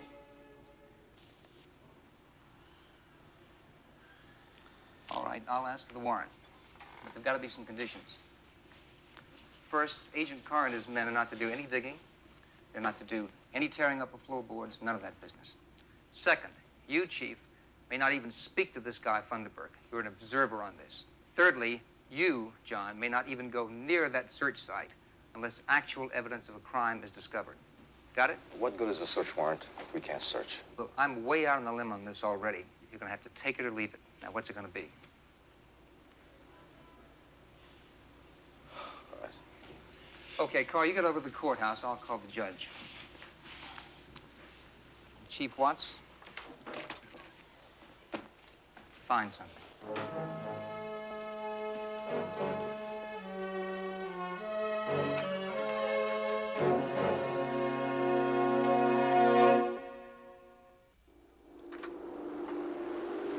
Well, what do you have to...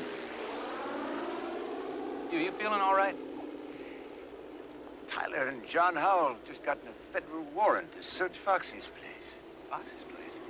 What the Sam Hill is going on at Foxy's place? Oh, Tyler's been poking around out there for some little time. You know, Billy, if whatever they're up to goes wrong somehow, this could cost you the whole ballgame. Well, they must know what they're doing. John Howell didn't want to dive headfirst into an empty pool.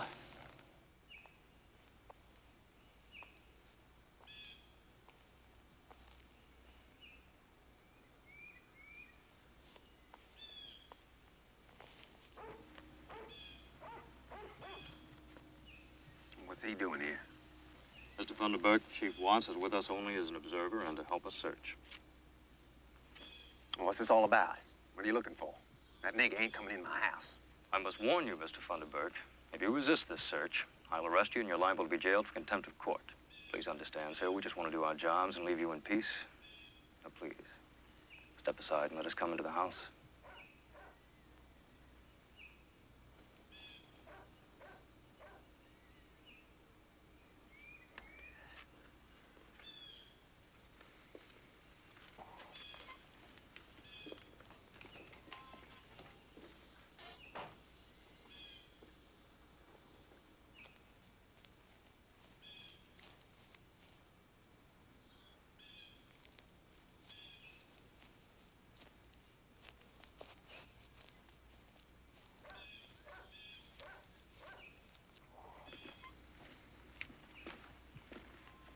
Violate my privacy long enough. Is that it? Mr. Funderburk, can you explain why you keep a policeman's uniform in your closet? Absolutely. Ain't no law. I mean, years back, I was supposed to have the job that nigger's got now. I was cheated out of it. Ain't no law says I got to burn the uniform. We'll only be a little bit longer, Mr. Funderburk.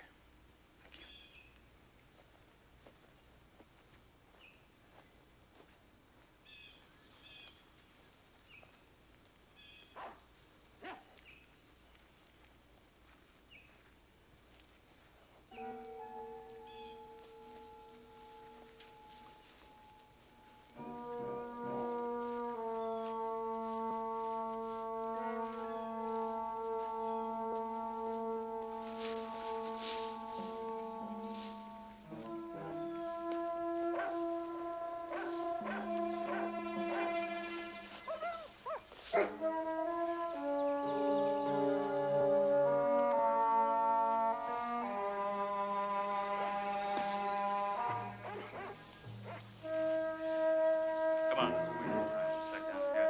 Get around the other side of that grove.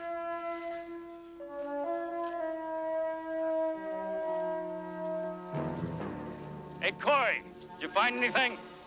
No, not yet, sir.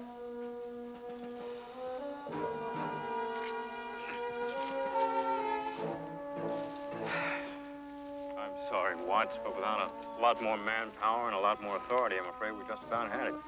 I know they're here. They're all here, someplace.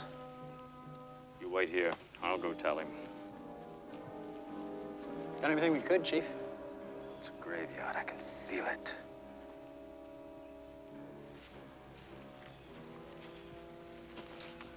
We apologize for any inconvenience we may have caused you, Mr. Funderburk. I'd like to thank you for your cooperation. Fine, that's just fine. Now you get out of here. And you take that nigger with you.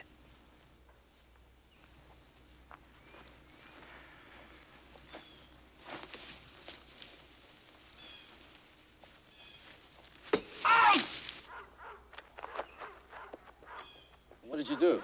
I tripped over that piece of pipe sticking out there. What'd you do, break something? Almost.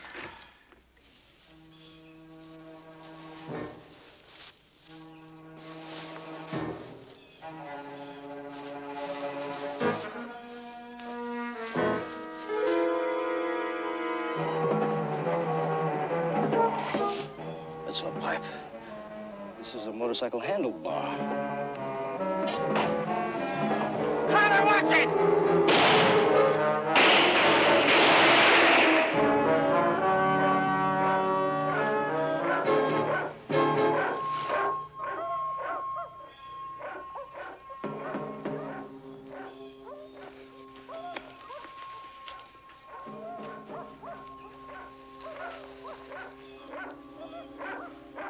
I guess you're in charge here now, Chief.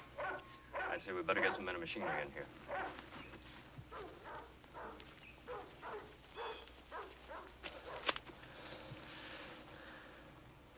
Well, John? Yeah. Yeah.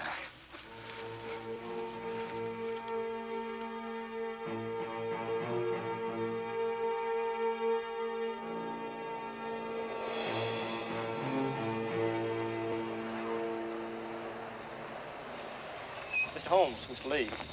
Open up.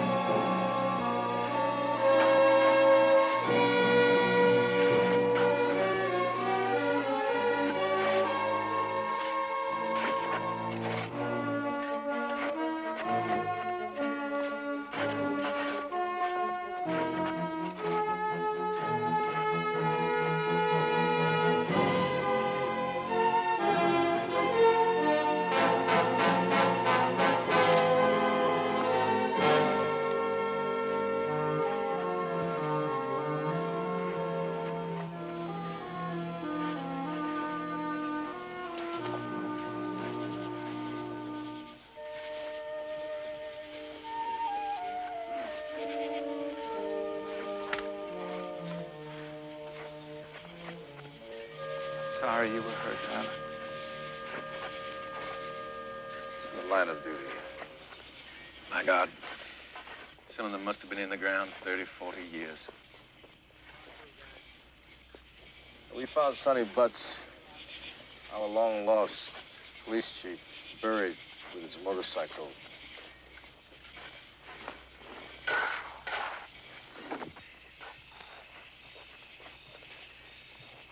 I believe I'll go home now. Leave this to the experts.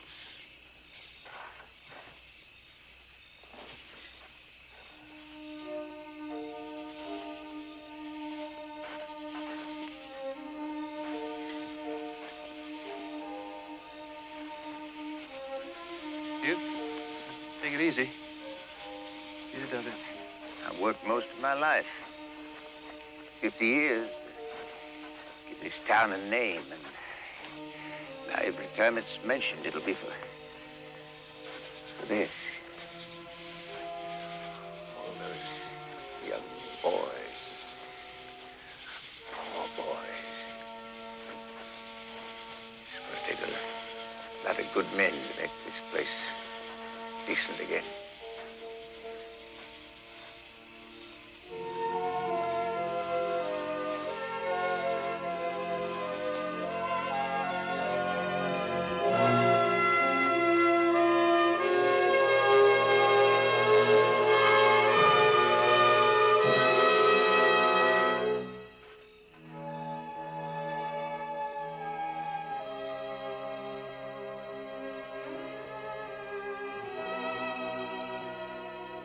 Well, that's about how I remember it all.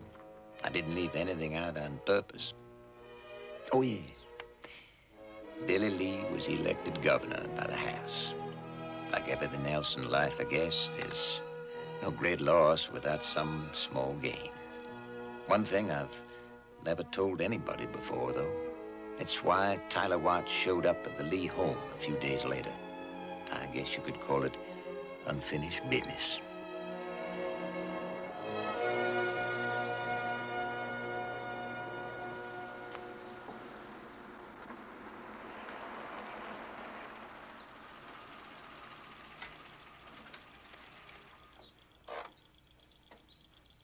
Hello, Tyler. Oh. And congratulations. I thought I'd come by and pay my respects to the new governor. By 2 votes. I think he should congratulate you. I'd hate to think that it took the bodies of 43 young boys to get 2 votes. So would I. Yes, well, anyway, I see you're busy working. I won't keep you. Oh, just sprucing up the garden. President Kennedy called, said he wanted to stop in and see Billy on his way back from Dallas. Well, no. Billy went to see the horses. You'll probably find him back there.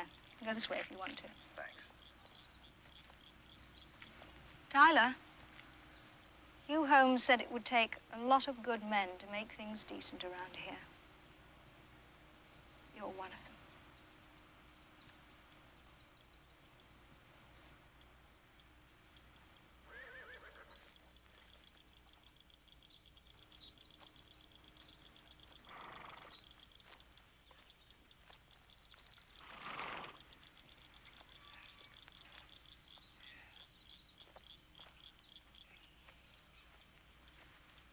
Don't worry about old Dabble, Billy.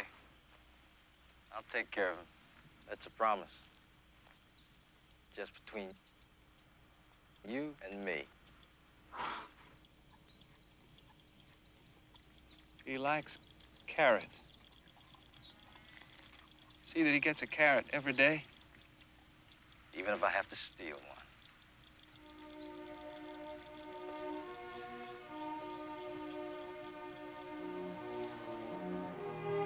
Joshua.